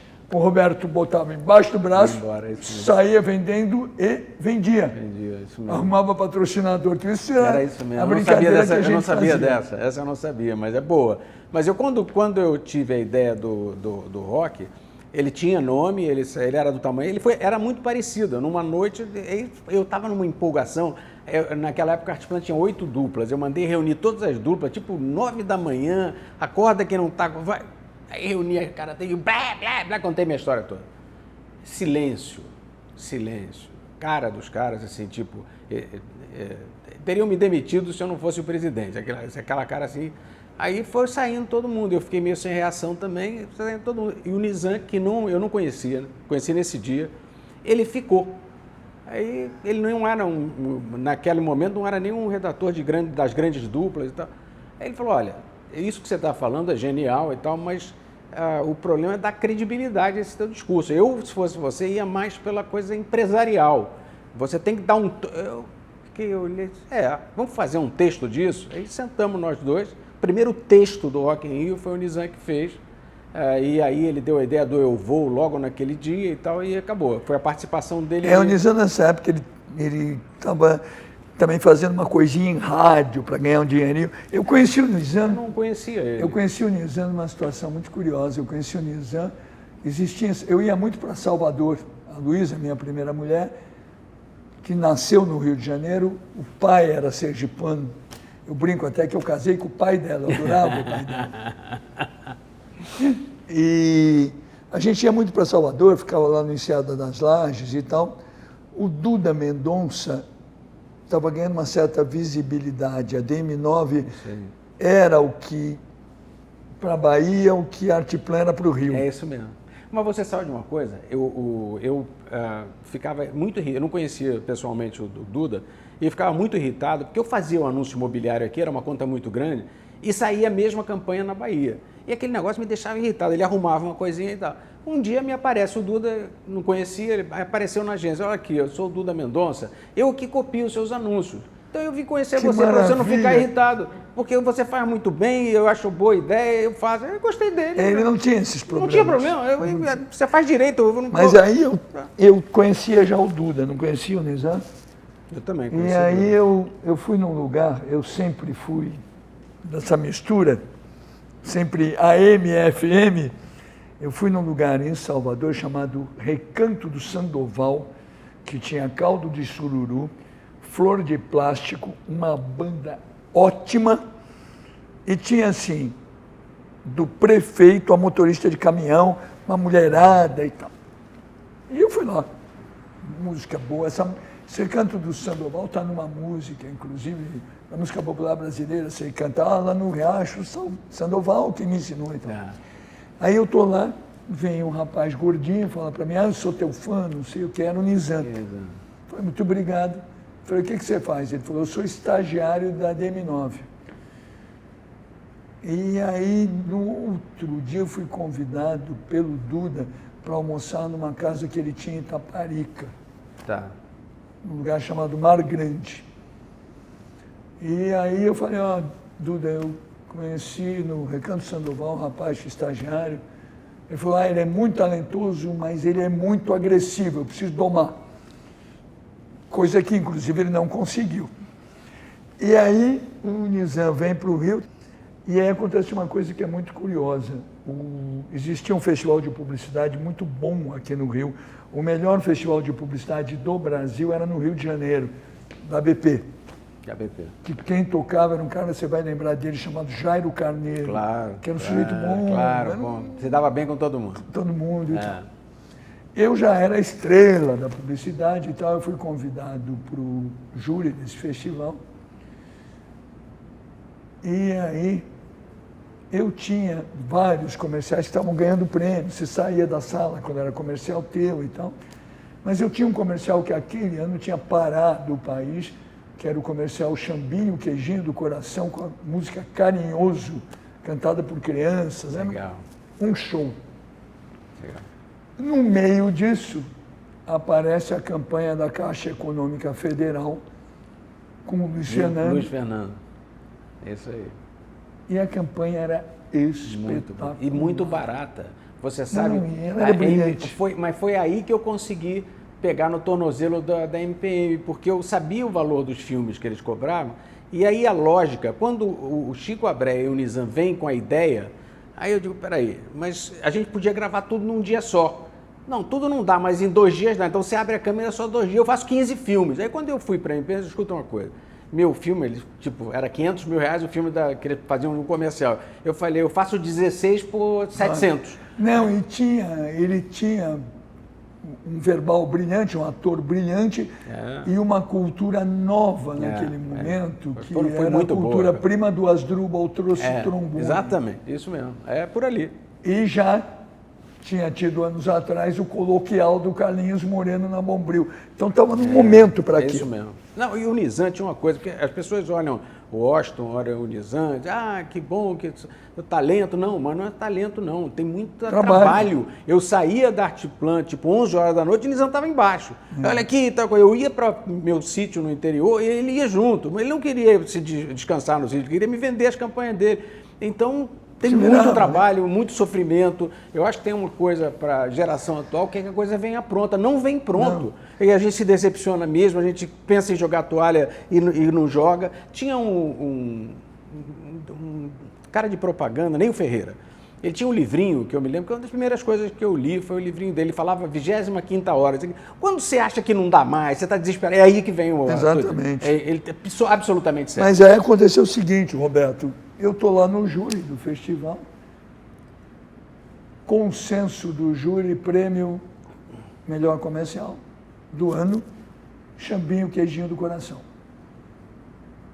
Eu falei, gente, tem um erro aí, o Xambinho é muito bom, mas a campanha da Caixa é melhor. Aí vira o Jairo Carneiro, falou, mas nós não temos prêmio para campanha. Tem algum filme individualmente na campanha da Caixa que seja melhor que o Xambinho? Falei, não, porque não é isso. Não é isso. A campanha da Caixa é o cumulativo. É o conjunto. Até porque chegava num comercial muito bom, que era aquele que ele dizia, a senhora tem aquela não é daqui. Aquele é ótimo. E aí eu falei, não é isso. Ele falou, mas a regra é que tem que ganhar um comercial. Eu falei, mas quebra a regra, dessa vez dá para uma campanha. Ele falou, mas não pode. Eu falei, por que não pode? Não, porque o prêmio é um só, tem a ida para Cannes e tal. Eu falei, Jairo, vou ser muito sincero. Eu já soube que eu ganhei o prêmio. Eu já vou para Cannes mesmo, porque a DPZ me manda. Passa o prêmio para a campanha. Não sabia. O Nizam lembra bem dessa história. Passa o prêmio para a campanha e a partir do ano que vem faz o seguinte, cria 2 Grand Prix, um de comercial e um de campanha. Foi assim que foi inventado. Muito legal. Aí naquela noite apareceu o Nizam, o Chico Abreia e o Luiz, é isso aí. um ator. E aí o Nizam ficou me amando. O que é um perigo, porque tem uma coisa pior que o Nizam não gostar de você, ele gostar muito de você. E aí ele ficou me amando, ele me ligava e não sei o que e tal. Eu acabei levando ele para São Paulo, fez um bom trabalho na DPZ e depois ele levei ele para a W. E depois da W ele já tinha as ambições dele. Mas ele queria ser político. Eu me lembro que quando ele queria ser político e queria ser empresário. Publicidade era um veículo para ser. Ele queria ser prefeito de Salvador. Diferente do Fabinho, que eu adoro, que é meu querido amigo, que começou com você também, fez um trabalho sensacional, mas o Fabinho sempre quis ser um grande publicitário. É isso que eu ia te falar. Eu acho que o Fabinho fazia propaganda na forma convencional que a gente... Ele fazia um filme atrás do outro, você proibia esse filme, ele fazia outro melhor ainda. Agora, não tinha uma visão aberta como tem você, o Nizam. O Nizam é o conjunto da obra, ele trabalha no conjunto da obra. O Fabinho era mais certeiro, ele fazia o comercial, o anúncio, genialmente. E o Nizam não, o Nizam conversa sobre o conjunto todo. E é interessante, é um profissional interessantíssimo. E, enfim, eu vira e mexe, eu mando umas coisinhas para ele manda para mim, a gente fica criticando, porque... a gente precisa ter um pouco a crítica, né? O aplauso, a crítica dos caras que a gente respeita mais. Então, você fica meio... Eu, pelo menos, fico. Mas será que eu estou certo? Nizam esteve em Londres comigo e tal. Ele foi em Londres preocupado com dinheiro. Preciso ganhar mais dinheiro porque a expectativa de vida subiu muito. Eu falei, olha, a boa notícia é que o dinheiro ganha. Depois, olha a expectativa de vida. É isso mesmo. Não, e depois você... Essa coisa tem aquela música que eu cito muito do John Lennon, que a vida é aquilo que acontece entre 2 momentos que você planeja. Isso para mim foi assim. Não é uma coisa que você resolve e faz. Eu acho, quer dizer, tanto o seu sucesso... Aliás, para as pessoas saberem, as pessoas todas imaginam que tudo é uma maravilha. Você perdeu dinheiro feito louco no primeiro Rock in Rio. Não, cara, eu perdi um prédio de 11 andares, eu perdi a minha casa, eu tive que tirar meus filhos... Você perdeu o prédio da Artiplan, era icônico, né? Era icônico, um monstro aquilo. Perdi minha casa, eu não tinha dinheiro para botar meus filhos. Esse foi o resultado final. Eu saí na capa do Globo com uma guitarra com milhares de dólares, a página inteira da capa, milhares de dólares, e eu tinha acabado minha vida ali. Eu não tinha mais nada. E é engraçado, isso é que eu não entendo, eu até estou fazendo um boneco digital, meu mesmo, com 30 anos. E vou fazer uma entrevista, eu com esse cara de 30 anos, porque eu não sei como é que ele foi tão louco de fazer essa porra. Então eu estou fazendo isso aí. Mas isso é uma brincadeira minha. Agora, quando eu começo em propaganda, eu era muito conservador, porque eu tinha tido a história do papai, complicadíssimo. Eu com 15 anos era filha de um dos caras mais ricos do Brasil, e com 17 estava procurando emprego para ganhar R$300. Era assim, cruzeiro, sei lá que porra era aquela. Eu não podia andar nem de táxi, era de ônibus e tal. Comecei minha vida assim. Aí rapidamente, eu virei publicitário do ano, ganhava dinheiro pra caramba e tal. Então eu tinha uma vida extremamente arrumada quando eu tinha meus 30 anos, totalmente arrumada. 10 milhões de dólares no banco, apartamento, um prédio de 11 andares. E aí nasce, e não nasce assim, eu planejei, eu conhecia outros, eu não conhecia porra nenhuma. Eu nasci numa noite num negócio chamado Rock in Rio e eu faço e entrego. Se eu não entregasse, eu entregasse uma parte do que eu sonhei, eu teria ficado com o dinheiro, mas eu queria entregar o que eu sonhei. E aí o que você percebe, Washington, é que é o seguinte... se você entrega, se o teu hedge, o teu seguro é fazer aquilo bem feito, isso volta para você num tempo. Eu te confesso que quando acaba o Rock in Rio, esse choque, né? Não conseguia sair na rua, todo mundo achava que era um gênio, eu tinha perdido tudo e estava absolutamente deprimido e fiquei muito deprimido muito tempo. Voltei para... Eu não acabei perdendo, eu acabei perdendo tudo e devendo 8 milhões de dólares. E eu comecei a trabalhar de novo naquilo que eu sabia, que era propaganda, para pagar as contas, e graças a Deus eu paguei. E o Rock in Rio volta estranhamente, porque o Rock in Rio é uma história que ninguém sabe. Eu fazia um programa de televisão toda noite e tinha um sujeito, que é um amigo meu, mas não era. Acabava a noite, a gente estava muito excitado, antes de dormir a gente ia tomar uma cervejinha num bar no Leblon. E o papo era o Rock in Rio. Esse cara falava, porra, você parou com o Rock in Rio? Eu falei, não parei, eu não quero mais saber disso, é um capítulo da minha vida errado e tal. E o cara insistia que era o melhor negócio do mundo. E eu tentando explicar para ele que não era o melhor negócio do mundo. E essa história era um projeto de 3 meses, 3 meses ficava ouvindo o cara. Chegou no último dia, eu falei, cara, eu te dou. Não, como você me dá? Eu te dou. Você não acha genial? Você faz. Se você me dá 10% de você ganhar, você não vai me dar nada que você vai perder. Mas faz aí. Aí o cara, tá falando sério? Falou, tô. Aí o cara, tá legal. Foi embora, abriu um... E aí eu esqueci o cara, eu não queria saber, eu tava de mal com a história. Aí o cara abriu um escritório no Rio Sul, não sei o quê. Eu falei, olha, uma condição, nunca mais me fale desse assunto.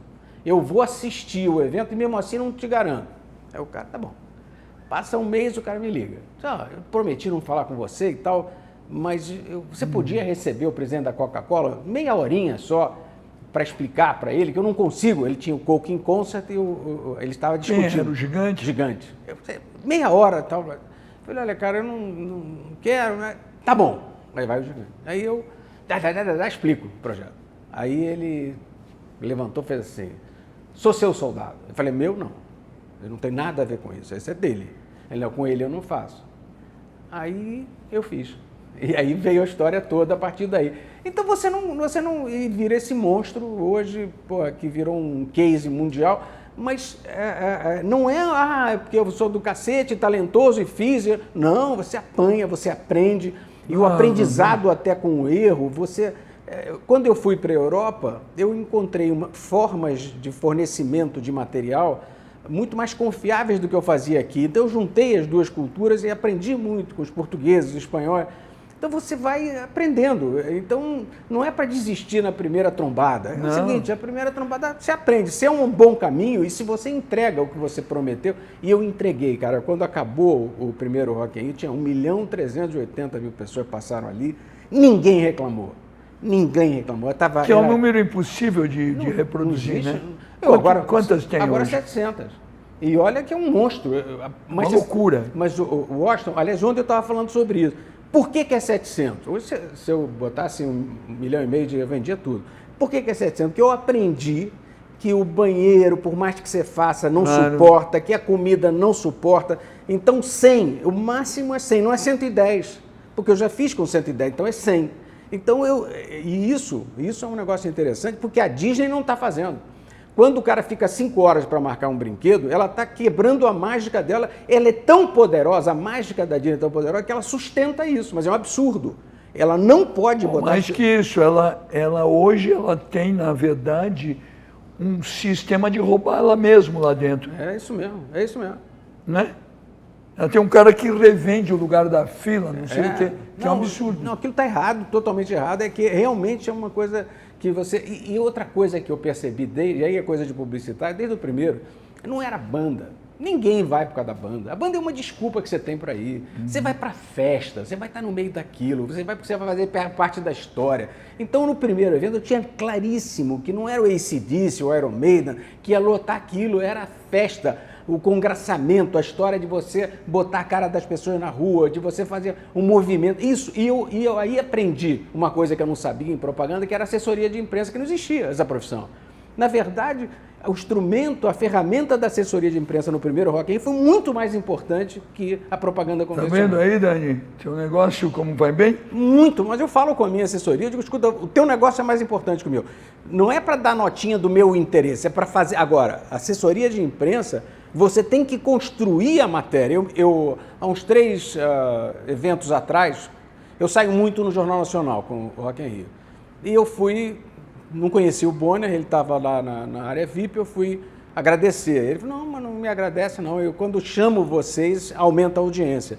Porque eu construo. Eu não digo assim para o cara, vai ter uns drones voando, não. Eu pego a equipe dele, levo para a Áustria, ponho uma orquestra no aeroporto e faço os drones voados. Olha, essa é a matéria. Então, tem muita gracinha, porque é muito comum uma pessoa... mas a assessoria não resolveu porque a história é ruim. Porque você não investiu na história, não é culpa da assessoria. Então, olha, hoje o que eu faço é construir as matérias. Eu não paro de construir matéria. A gravação com a Isa agora e o Criolo, do The Town, eu estou gravando. Então, o The Town nem foi para o ar e o Fantástico já está gravando o que vai ser a música da história. Então, eu acho que aí foi a matéria, as palestras, que eu não sei fazer palestra, eu não gosto, fico nervoso, né? Mas eu, no primeiro rock, eu ia palestra, e aí eu me surpreendi, porque como eu não era conhecedor do rock, da música que eu estava trazendo, aliás, tem um filme que o Cacá Diegues vai lançar agora, que é Aumente o Som, que é rock and roll, que tem uma cena que sou eu e o cara da Rádio Fluminense. E é verdade, eu fiquei arrepiado, porque eu não lembrava mais. O cara, eu pego o telefone, Rádio Fluminense era uma rádio pirata aqui no Rio de Janeiro, de rock. Eu pego o telefone e ligo pro cara, que está aí, o Antônio, esse cara dá uma entrevista lá. Aí o cara, aqui Roberto Medina, a rádio estava quebrando. E eu era um publicitário famoso. O cara ficou feliz, a rádio inteira, e eu só vi isso agora, comemorando que ele ia ter uma reunião comigo. Aí ele teve a reunião, eu falei, puxa, estou fazendo isso e tal, quais são as bandas? Ele, falei, tá bom. Aí ele falou, mas e aí? Eu falei, eu vou contratar isso que você está falando. Ele, mas você acha que você vai contratar? Vou contratar quase essas todas que você está falando. Tá bom, eu já tenho a lista. Ele falou, o que eu ganho com isso? Eu falei, não ganha nada, pô, eu vou fazer um negócio de rock, você tem uma música de rock. Ele falou, não, eu não posso ser a rádio do Rock in Rio. Eu falei, oficial do Rock in Rio. Eu falei, não, isso é verdade, está no filme. Não, porque se você for rádio oficial, você é bom porque você é pirata. O dia que você for rádio oficial, você quebra. Aí, você vê como é a vida, né? Tem uma cena que eu estava lá, eu tinha um orelhão no meio do Rock in Rio 1, ele pegava o telefone, ligava para a rádio e botava o som, aqui estamos na transmissão, e eu deixava ele fazer aquilo. Então ele fazia uma pirataria dentro... Esse que é o negócio, Roberto, anos atrás, uns caras vieram me procurar, viu o André Midani, uns gringos e tal, se eu podia ajudar no combate do disco pirata. Fazer uma campanha contra o disco pirata. Eu falei, olha, vocês começaram tudo errado, porque o nome que vocês deram para isso, pirata é legal pra cacete. É isso mesmo. O Midani era uma grande figura. O jovem quer pirata. Quer pirata, é isso mesmo. E olha, eu falei antes do Piratas do Caribe disso. Muito bom. Pirata é isso mesmo. É bom ser pirata. É bom. E esse cara... Então, a gente olha, né, no passado próximo, né, você tinha uma possibilidade de improvisar com a vida, que hoje você não te dão mais esse direito. Você tem que estar totalmente estruturado e com resposta. Não tem resposta pronta para a vida, não tem. A vida é para ser vivida, para você enfrentar ela.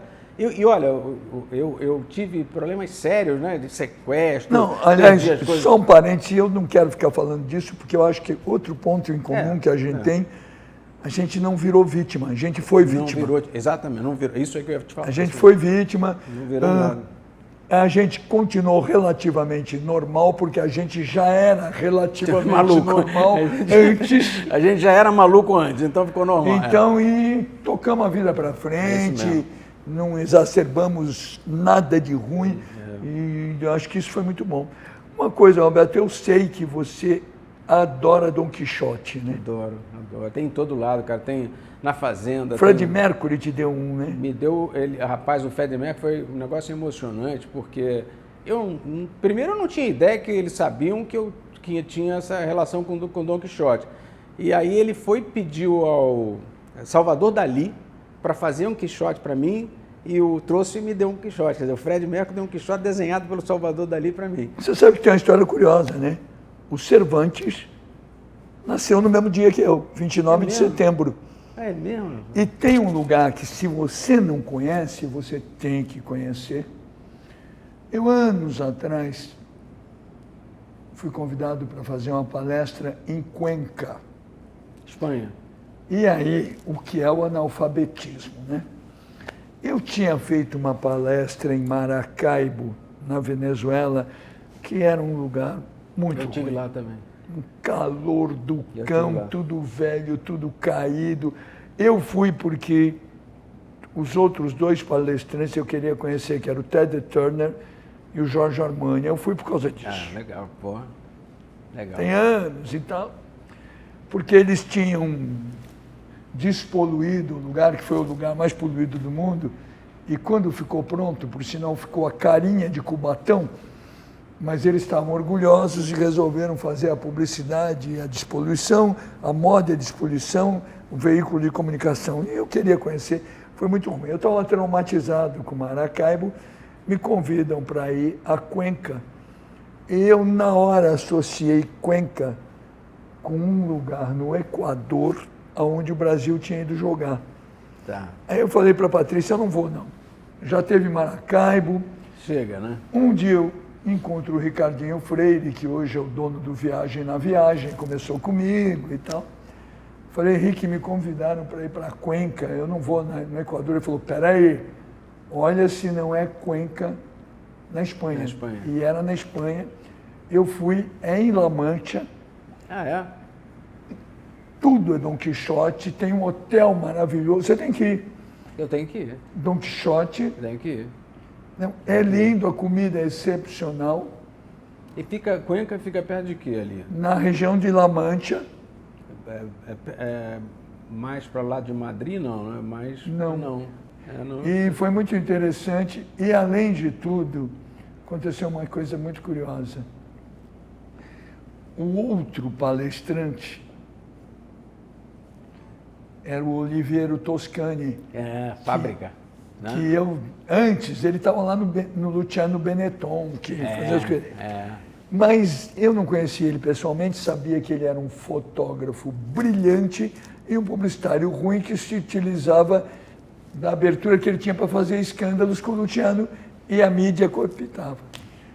E ele tinha tido um Roda Viva em São Paulo, que eu estava viajando, o Martina Suzuki me convidou, eu não estava, levou o Petit não tinha a mínima dialética para televisão, e foi literalmente ofendido pelo Luciano. Eu aproveitei a sessão de perguntas para ele e olha, o que eu enchi o saco do Oliviero Toscani para vingar Francesc Petit foi uma maravilha. E como é que é ele pessoalmente? Impressiona bem? Depois de eu encher muito o saco e tal, a gente conversou no outro dia, ele é agradável. Ele tinha, na verdade, um negócio que era uma carta branca do Luciano Benetton, que tinha aprendido que com uma freira e um padre se beijando na boca num outdoor, ia ser proibido e ia ter mídia gratuita. Isso aí. E aí, isso, anos 80, 90, ele chutou o balde. Era uma atrás da outra. Né? E aí apareceu muito. Foi. Eu falei naquele dia, olha, você é um brilhante fotógrafo, acompanha o teu trabalho. O teu trabalho de publicitário eu não gosto porque eu acho um truque. E você faz sempre o mesmo trabalho. Sempre o mesmo trabalho, é isso mesmo. É isso mesmo. Mas você sabe que você defende isso como se você fosse um grande sociólogo, coisa que você não é. É isso mesmo. Mas depois bati muito papo com ele, foi legal. Eu ali na Espanha vi essa coisa que você falou aí de ter dinheiro, correr mais atrás de dinheiro. Eu peguei o auge da crise financeira ali na Espanha. E eu conheci aquela turma toda e as pessoas muito deprimidas. Aí o cara dizia, pô, rapaz, eu tenho uma casa de 5 milhões de dólares, está valendo 2. O outro tinha uma casa de 10, está valendo... Eu disse, escuta, você não perdeu nada. Você tinha uma casa e continua tendo uma... Você vai vender? Não. Então você tinha antes uma casa e você tem uma casa. Então essa coisa do... Eu não sei, rapaz, eu nunca fui muito ligado, o dinheiro para mim foi uma consequência. Agora, eu gosto dos meus sonhos, eu acho que... Mas você sabe que isso que você falou dos espanhóis é ainda mais forte nos catalães, que são espanhóis. Eu sou PhD em catalão, né? O tempo que eu passei com o Petit na minha vida é uma loucura. Mas tinha uma coisa, eu ia muito para Barcelona, acabei tendo uma filialzinha da W lá e tal. Uma coisa que me incomodava, e eu com os amigos bacanas em Barcelona, é que você chegava na casa do teu amigo, ele morava numa casa linda. O automóvel dele era um Porsche maravilhoso. A mulher dele, uma mulher bonita, inteligente, filho, uma gracinha, comida ótima e tal. Aí você naturalmente dizia, puxa, que linda a sua casa, isso, aquilo, e ele te responde, não está mal. Não, e uma outra coisa assim, quando eu cheguei na Espanha, a capa do El País, que é o maior jornal de lá, com quem eu fiquei muito amigo dos donos e tal, mas a capa deles era assim, 70%, segundo a pesquisa, me esqueci o nome do instituto, 70% dos espanhóis não acham que a globalização é uma coisa importante. Eu olhei aquilo, estou frito, como se o cara, estou fazendo um evento de música mundial. Mas não é possível, porque a cidade, a arquitetura não combina com essa mentalidade. Mas a Espanha, na verdade, é uma estatal. Eles não trabalham, eles comem muito bem, eles vivem muito bem, reclamam das coisas e não trabalham. Eu fiquei 5 anos ali, porque eu ia conversar com o dono lá da empresa para vender lá o patrocínio e tudo mais. O negócio começava meio-dia, acabava às 6 da tarde e eles iam embora porque tem que descansar, não sei o quê. Então os caras vivem muito bem, é linda a cidade, é tudo você muito come curioso, bem, sempre tem um bocadilho depois que vai não acaba ter, nunca, rapaz, depois que vai ter o almoço, não acaba, aquilo não acaba, é um ritual. bebe-se uísque às 11h30 da manhã. Não acaba. Então, eu, na época que eu tive agência em Barcelona, inclusive, eu fiz 2 descobertas, não sei se continua, mas era muito curioso. Os 2 maiores anunciantes da Espanha era o El Corte Inglês. Corte Inglês, rapaz, eu tentei, aquilo é um monstro. E eles nunca fizeram patrocínio na vida, nunca. Aí eu fui lá, consegui com um amigo meu que o cara me atendesse e falou, olha, infelizmente, só tenho 15 minutos para você me contar a história, porque surgiu um negócio e tal. Aí eu falei na história do Rock in Rio para ele. Ele falou, olha aqui, esse negócio de patrocínio, de música, isso eu não fiz, não acho nada engraçado disso, mas você contou uma história aí que você vai rejuvenescer minha marca. Eu não acredito nisso, mas você tem como me provar isso? Eu falei, tenho, eu faço uma campanha, daqui a 15 dias eu lhe mostro uma campanha, se você me der essa oportunidade, só me deixa andar por aqui, me põe uma pessoa em contato. Eu falei, tá bom. Daqui a 15 dias eu vou no seu escritório, você me apresenta. Aí eu peguei, liguei para o Rio, manda o pessoal para lá, uma dupla, não sei o quê, entramos no Corte Inglês, fiz a campanha. Aí, 15 dias depois, ele foi no meu escritório. Eu tinha, assim, uns 15 anúncios, ele olhou o primeiro, o segundo, pode passar lá e pegar seu patrocínio, já entendi o que você está falando. Ele não usou a campanha, mas usou a tese para melhorar a coisa, porque era um projeto muito envelhecido, é ainda muito envelhecido. Então, mas eles são uma coisa estranha. Gigantesca. Eu acho que estão 180 mil pessoas, funcionários. Eles cresceram com uma estratégia, na época, totalmente inovadora, que era ter os andares por faixa etária. Isso Ou mesmo. seja, tudo que interessar. Você tem 10 anos. É isso mesmo. É a roupa para quem tem 10 anos, o brinquedo para quem tem 10 anos. Os sujeitos entravam lá para comprar um negocinho e saía com 40. E eles tinham um famoso comercial de Natal, onde eles pegavam o casal mais famoso do mundo naquele momento, assim, Angelina Jolie e Brad Pitt. É isso mesmo. Quanto custa, não importa. Façam. Eu fiquei amigo do cara, mas nunca mais vi ele. Ele também se aposentou, o cara que era o presidente. Mas eu senti muita dificuldade no convívio, porque eu me lembro que no primeiro Rock in Rio eu tive que trazer a equipe de Portugal, porque eles não trabalhavam. Eles faziam, o show vai começar e os caras têm que fazer a cesta. Eu digo, pô, vocês estão malucos, rapaz? Isso aqui aí trouxe o pessoal de Portugal para entregar o Rock in Rio, porque eu não conseguia fazer com eles lá. Mas eu acho que esses aprendizados pelo mundo, você vai pegando um bocadinho de cada lugar, vão enriquecendo e você vai errando menos, você não vai fazendo menos erro. Mas erra, todo ano você erra aqui, erra ali, é só olhar que você não está fazendo certo e tentar entregar a coisa melhor. Eu não sei, eu acho que eu estou muito satisfeito com a minha vida, de ter vivido a vida. Mas me diz uma coisa, eu normalmente tenho perguntado para os amigos que têm estado comigo aqui, mas até a maioria de vocês, e eu tenho o privilégio de ter esses amigos, são pessoas que, se conseguirem continuar a fazer o que estão fazendo, o que já fizeram, já é muito. Mas eu não consigo, rapaz. Agora, você é um sujeito que tem uma coisa que eu também tenho, que é essa tara pelo novo, de novo. Gente assanhada. É isso mesmo. Conta o que você gostaria de fazer a partir de agora. O que eu gostaria, eu estou fazendo, que é o The Town. Eu estou fazendo um negócio em São Paulo que é lindo. Eu vou te mostrar depois. É lindo o projeto. Ele tem assim... a primeira coisa que eu fiz foi o seguinte. Dá para fazer... Em que lugar dá para fazer em São Paulo? Não tem lugar. O autódromo não tem infraestrutura para fazer a entrega que eu preciso. Então eu fui ao Covas, prefeito Covas, que infelizmente não ficou. Eu ia assinar o contrato com ele, até me arrepio, no dia, lá na semana que ele faleceu.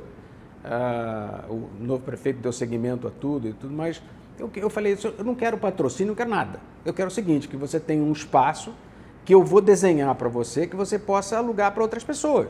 E você tem um espaço físico, pela primeira vez em São Paulo, para fazer evento, porque não tem banheiro, não tem grama artificial, não tem estrutura. Então, você faz, eu te dou o projeto de presente e não quero nada seu. Você faz para os outros. A primeira estreia é minha e depois você faz para os outros. Então, a primeira coisa era montar aquele espaço de maneira correta, com banheiro, com entrada, com saída e tal, grama, não tem chuva, tá tudo certo. E aí eu montei em cima, eu estou fazendo um negócio, o lugar que eu mais gosto não tem nada a ver com a grande massa, porque o que eu fiz, eu peguei a cidade de São Paulo, o palco principal é Metrópolis, eu estou botando o Skyline de São Paulo, está lindo o palco principal. E ali o que acontece? São shows de todas as tribos, como acontece no Rock in Rio, ali é isso. Depois eu estou fazendo um show que é muito as raças, as diferenças, juntando as diferenças, que chama One. Depois eu fiz uma área que é toda de tijolinho e ferro, que se chama Fábrica. Ali vai ser street dance, vai ser funk, vai ser hip hop, ali é essa cara. Estou fazendo um negócio que é a minha cara, que são os anos 60, onde você tem a cidade de São Paulo toda monocromática, aqueles prédios históricos, numa praça toda bege. Linda, a praça é um escândalo. E ali vai ter big band, vai ter os caras novos interpretando as músicas dos finais de 50 e início de 60. Tem uma área que eu vou fazer uma coisa tipo força bruta, como eu fiz aqui. Então, eu estou construindo um negócio que é gigantesco. Eu acho que para São Paulo vai ser legal, porque vai ser... Você vê, a Fórmula 1 tem um impacto de 600 milhões no estado de São Paulo. O The Town vai ter 1 bilhão e 200, 1 bilhão e 300 Aqui no Rio de Janeiro, quanto por cento é carioca, quanto por cento é de fora? 200 mil, de fora dá 55, 60. São Paulo tem 200 mil todo ano, é o primeiro estado. Depois vem Minas, eu acho que muito pela coisa da proximidade, depois vem o Sul. Já foi Brasília, agora não. Aí vem o Sul, Santa Catarina e tal. Você tem, daqui tem 70 países diferentes, com um número pequeno, mas 70 países diferentes, e você tem 55, 60 do resto do Brasil. O primeiro Rock in Rio não, era 90% do Rio. Hoje não, hoje você tem, até porque é um evento que tem que despender um pouco mais de recurso, então você não pega tudo aqui. Então, ele tem um espaço para crescimento, mas ele para... Porque, por exemplo, São Paulo vão ser 5 dias, depois 6 dias. O que eu estou estudando agora é o seguinte, que eu quero fazer sábado, domingo e o sábado. Isso aumenta o custo, porque se eu fizesse sábado, domingo, sexta, sábado, domingo, eu faço só numa semana. Teu custo cai muito, mas eu não quero por causa do trânsito. Então eu estou fazendo um estudo de trânsito também para o cara chegar de todas as formas com perfeição e sair com perfeição. É o que acontece aqui no Rock in Rio. No Rock in Rio você sai do hotel, entra no BRT e entra dentro, ou então num ônibus especial entra dentro. Então eu vou apurando essas coisas. No primeiro eu vou errar lá em São Paulo muitas coisas, porque é uma coisa diferente para mim, mas eu vou tentar não errar, eu vou lutar para não errar. Então eu acho que São Paulo vai ganhar um negócio extremamente sofisticado, da mesma categoria que o Rock in Rio, com uma história diferente, ele vai ser uma história diferente, mas é mais ou menos uma... No Rio, quando você abre o Rock in Rio, você tem 28 mil pessoas contratadas quando você abre. Quer dizer, ou seja, tem uma cidade de 100 mil aqui, tem 28 aqui em volta trabalhando para aquilo ali. São Paulo vão ter 20 mil nesse primeiro. Vai ser 5 dias, no segundo 6 dias, no terceiro 6 dias. Agora, por que você, no Rio, não dá para fazer 9 dias? Dá, só que não tem artista. O headliner que está ali não tem, porque não tem, hoje tem 20 caras.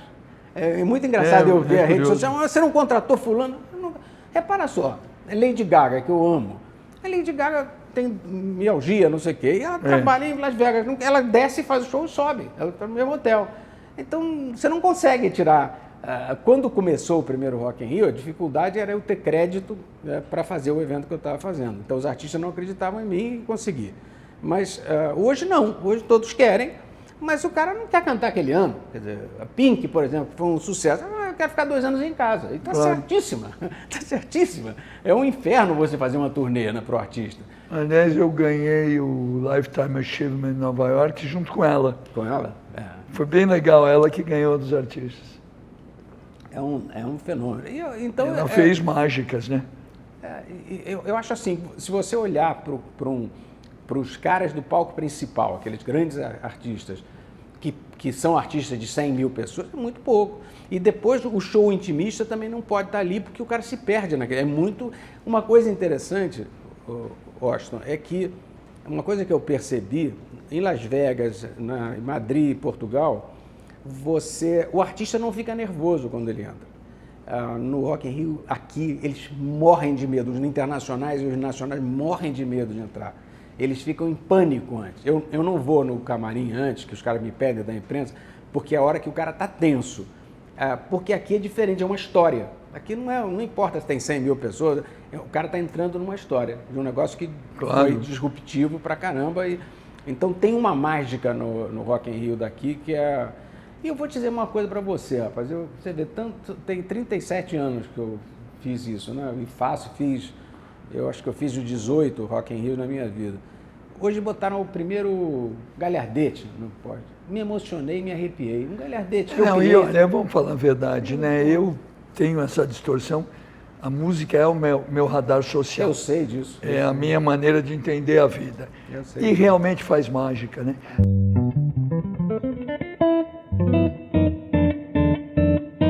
Você chegou a conhecer o Claude Denoble? Conheci. O Claude de Montreux Festival. Vou te contar uma história incrível. Ele esteve comigo no primeiro Rock in Rio. E depois ele gostou muito de mim, e eu dele. E ele sumiu, e eu também.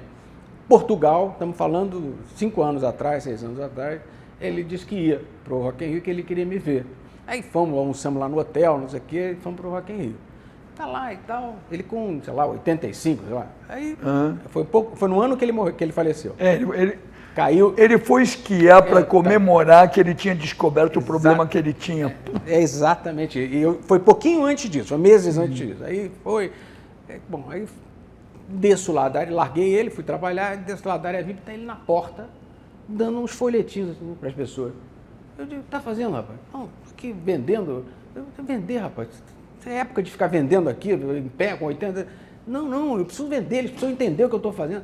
Porra, então é o seguinte, ele era apaixonado por aquilo, por isso que ele era o Claude, porque ele era apaixonado. Você sabe que é muito curioso a história inteira dele. Impressionante a história. Eu conheci o Claude há muitos anos atrás, por causa do André Midani, que era o grande amigo dele. Eu sei. Tive o privilégio de ir 4 vezes para Montreux, ficar na casa dele.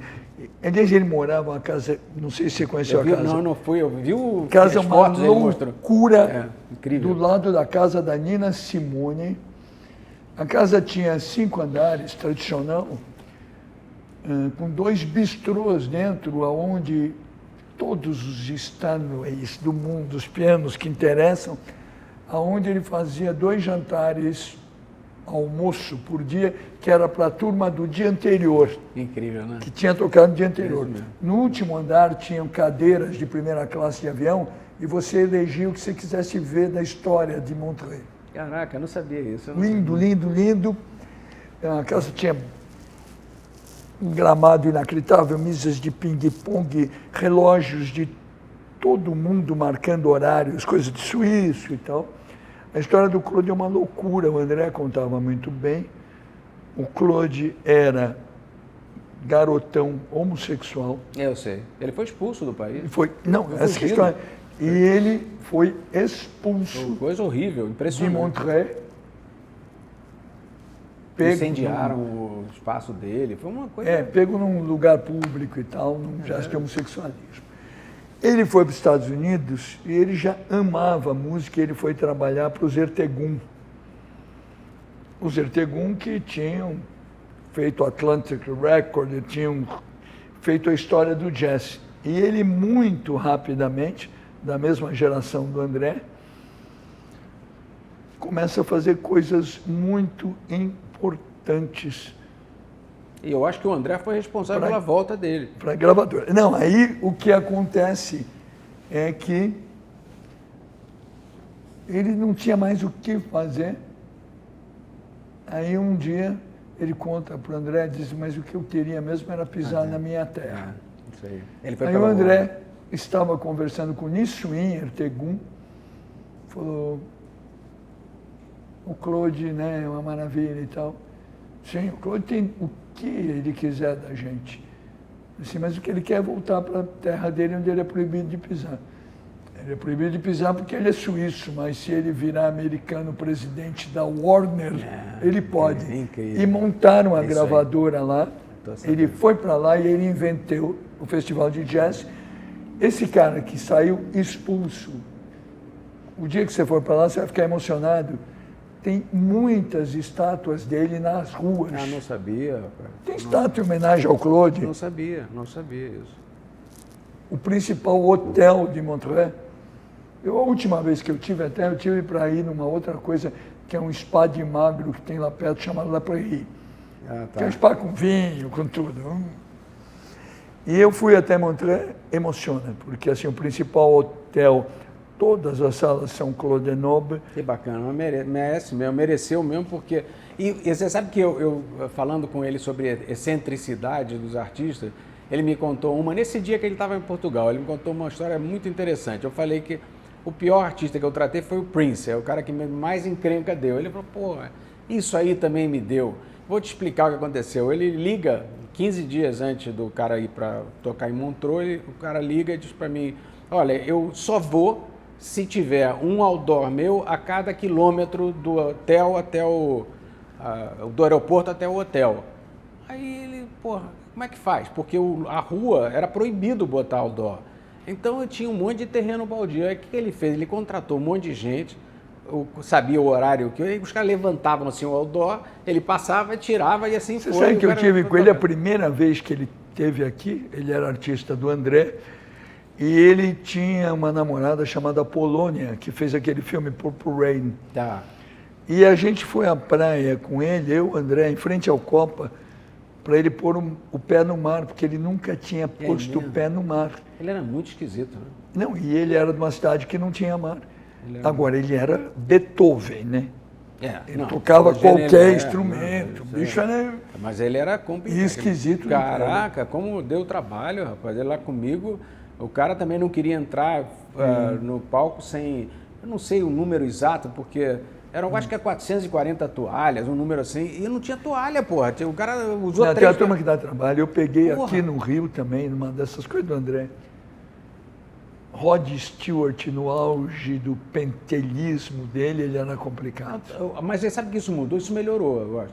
Não, Melhorou. Não, eu digo do Rod, não, eu digo os artistas. o artista em geral, né? Parou, era uma palhaçada. É porque isso começou, eu acho que alguém começou a falar que tem que pedir 400 toalhas. Porra. Ah, então eu vou pedir 415. Não, e virou não, e olha, o que eu descobri com a vida é o seguinte, não era o artista que fazia, era a entourage. A entourage cria o problema. Bom, é sempre assim, né? Você fala com o artista, o cara é bom, tranquilo, é um inferno que os caras colocam, mas isso não está mais assim. Hoje é raro. O Elton John, por exemplo, pediu, com certeza não ele, as rosas brancas, até aí legal, mas com 12 centímetros de caule dentro. Então, porra, você tinha que contar os 12. Eu estou lembrando do Elton John, que foi agora, mas não tem mais. Antigamente era um inferno. O tal do contrato era um inferno. E tem umas coisas engraçadas na minha vida, que foi o Ozzy Osbourne. Porque na época que o Ozzy Osbourne eu contratei, ele tinha uma história que ele comia morcego. E para ver a burocracia no Brasil, a burocracia, que eu vou te contar duas histórias da burocracia, do Ozzy. A Sociedade Protetora dos Animais não queria permitir ele entrar aqui porque ele ia comer morcego. Aí eu tive que botar no contrato, eu tenho esse contrato guardado, quer dizer, proibido de comer morcegos e congêneres, que eram pintinhos, também diziam que ele comia os pintinhos, não comia porra nenhuma, ele jogava um negócio de coisa lá. E outra história engraçada que tem a ver com aquele momento difícil que eu procuro olhar de maneira diferente para o sequestro, quando eu saí do sequestro, o cara me botou um gavião no braço, no dia que eu estava sendo devolvido. Eu joguei o gavião longe, e ele disse que eu não levava o gavião e tal, aí o cara botou num saco. Aí me deu o saco, eu tinha que levar o gavião, sem explicação, até hoje eu não tenho. Aí o gavião furou o saco, aí eu larguei o troço. Aí demorou mais, veio uma gaiola. Aí botaram o gavião na gaiola e o cara disse para mim, ó, o negócio é o seguinte, você vai levar esse gavião e você não pode dar isso a ninguém, você não pode nada. E se te obrigarem a você, o Maurinho Branco, que era o bandido principal, se te obrigarem a dar o gavião, tipo, pegar o gavião na sua casa, você manda o cara assinar uma carta que eu vou matar ele. Então é isso, o gavião tem que ficar com você sempre, até ele morrer. Tá bom. Peguei, saí com aquilo ali, não sabia que, porra, estava fazendo, foi até as fotos todas, o que você estava fazendo com o Gavião, não sei. Botei o Gavião lá na casa, botei na área de serviço para não ver o Gavião nunca mais, esqueci a merda do Gavião. Passam uns meses e me liga o superintendente do IBAMA do Rio. Seu Medina e tal coisa, desculpe estar lhe incomodando, tal, mas o senhor sabe que Gavião não pode ficar em cativeiro? Eu falei, sei. Não, mas é que o senhor tem um Gavião? Eu tenho, sim, mas o seguinte, se eu pegar ele, é a melhor coisa que o senhor está fazendo para mim, que eu odeio o Gavião, então o senhor leva ele, agora tem que botar uma carta. Por quê? Não, porque o cara disse que vai matar quem pegar o Gavião, é só isso, dá uma carta, assina, aí o cara, não, é o seguinte, vamos esquecer esse negócio do Gavião. Aí eu, porra, tá bom, esquecemos o Gavião, então passa um ano, repara Brasil, isso é bom para ver o Brasil. Um ano depois, superintendente de Brasília. Senhor Medina, eu estou aqui, eu pensei que era conta de publicidade. Eu estou aqui, eu tenho processo 4.000, não sei o que. Mas que isso? Não, você está com o Gavião. Estava no sítio já, eu expulsei o Gavião para o sítio. Aí o cara falou, o senhor não pode ter o Gavião. Eu falei, meu amigo, eu já falei com o seu funcionário há 6 meses atrás. Eu não suporto o Gavião, ele está numa fazenda. O senhor leva ele, pelo amor de Deus, só me dá uma cartinha, porque o cara disse que ia matar. Senhor Medina, eu vou rasgar o contrato. E pronto, acabou. O Gavião morreu, velho. E acabou. Isso é o Brasil. Você não pode, tem que fazer contrato para o Pintinho, o Gavião não pode.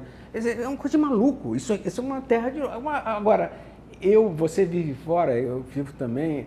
Eu sou apaixonado pelo nosso país. É uma pena tudo que acontece com a gente, porque a gente é incrível, a capacidade de improvisar. E não é só fruto de você ser pobre porque você improvisa, não tem estrutura. Não, é porque é da nossa índole fazer isso.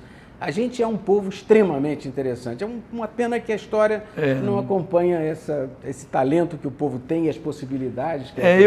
Esses dias que eu estou passando aqui das gravações, e, meu Deus, eu fiz uma empresa chamada W Brasil, eu sou Corinthians, eu ganhei título de cidadão carioca faz anos e tal, mas eu fiquei muito assustado com esse 7 de setembro, porque triste, nós que somos de uma turma que passou vários 7 de setembro de diferentes maneiras, igual a esse eu nunca tinha visto. Eu acho que eu também não. Está muito difícil. O momento que a gente está vivendo está muito difícil, está triste. Eu acho que a gente... eu acho assim, eu me vejo hoje como um catador de sorriso, de alegria.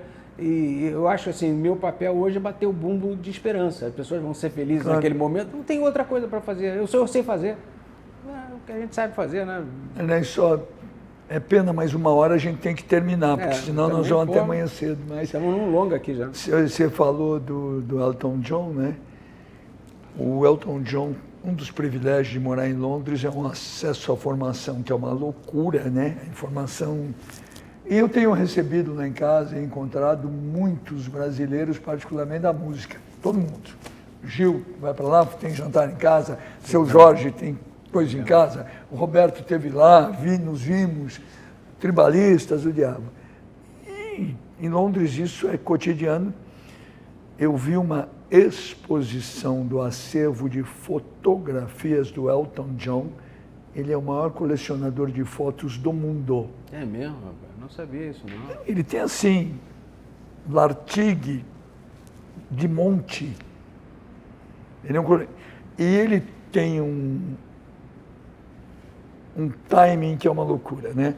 Ele, há 3 anos atrás, estaria fazendo a última excursão dele, com o último show em Londres, que obviamente nós já tínhamos comprado, que foi postergada com a seguinte coisa: estamos comunicando que o senhor comprou o Elton John, não vai ter, o senhor quer ficar com crédito ou quer o dinheiro? Eu falei, não, quero ficar com crédito. Claro, ficamos com crédito, aí mais um ano ficamos com crédito, agora temos com crédito para esse final de ano. Existe um lugar na Côte d'Azur... E eu acho que ele acaba agora, a coisa de fazer turnê é a última. Ele garante que e Londres é a última cidade. E há 3, 4 anos atrás, em frente a Cannes, tem uma ilha, se fez um beach club com a linguagem muito daqueles beach clubs de Saint-Tropez, em que tem... Eu acho que eu vi uma coisa na internet. Aquilo em Londres parecia Caribe. Não é em Londres, é em Cannes. É em Cannes, mas todo mundo achava que era em Saint-Tropez. Eu achei que era Saint Martin. Não. Porque eu encontrei lá um cara num ambiente igualzinho àquele. É em Cannes, é um beach club que lembra Todos eles o são Clube parecidos. 55, aquelas coisas. Com muita gente bonita, muita bebida, muita mulher bonita em cima das mesas. Isso aí, sim. 3 horas da tarde começa a música. Eu já tinha visto o Elton John, o marido e os 2 filhos uma vez lá, mas agora no auge do verão, é o último ano dele, de shows, ele não faz nada que não tenha uma função. Ele foi lá, de repente, tá os Incrível. DJs tocando, ele se aproxima do DJ, pega o microfone Incrível aquilo. e dá uma canja de 40 minutos. Incrível aquela história. Que invade o mundo, você viu o vídeo. E você imagina a emoção daquelas pessoas que estão ali. Caraca, é muito E especial. imagina eu que vou muito ao Laguerite, o que eu fiquei puto de não A estar gente lá não tá aquele ali. dia. Isso aí. Cara, foi Bom, bom, Roberto, a gente se muito, ver, muito adorei esse obrigado. papo. Obrigado você. Vamos que vamos. Vamos falar mais, né? Que a gente, cada um vai para um canto. Não, vamos nos ver muito. Bora. É sempre um prazer enorme. E Nova York, você abandonou? Não, agora esse agora a gente não tempo pode nada, né? ficou complicado. O Homero, meu filho adulto, que é cineasta, está vivendo lá. Entre lá e aqui, porque ele faz muito trabalho aqui. E a gente não tem ido. Mas eu adoro Nova York. Eu também, eu sou apaixonado completamente. Adoro. Eu estou doido para abrir esse negócio, para poder caminhar. E é engraçado, Zezé, porque eu não tenho grandes. Eu gosto de andar ali em um restaurante desconhecido. Aquilo não. Assim. Olhar aquilo é bom, não é alguma coisa estranha. Eu quero que você vá, você que gosta do Milos Nova York, Adoro. eu preciso te paparicar no Milos de Londres. De Londres, eu não sabia que tinha. Ele abriu há 2 anos, é sensacional. A gerente geral tem um grande nome para uma gerente de um restaurante grego. Ela chama Clio. Tá. E aí foi muito gozado, porque eu falei, Clio, eu conheço os Milos todos. Na tua opinião, qual é o melhor do mundo hoje?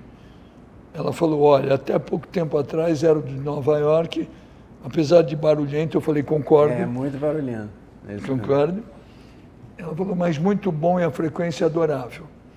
Agora o melhor, você sabe disso, é o aqui de Londres, que é menos barulhento, tem os mesmos peixes que vêm da Grécia como os de lá, mas tem um detalhe, né? Os londrinos. Tem os londrinos e tem os peixes de Portugal, que é aqui na esquina. É mesmo, é mesmo. É isso mesmo. Maravilhoso. Que bom.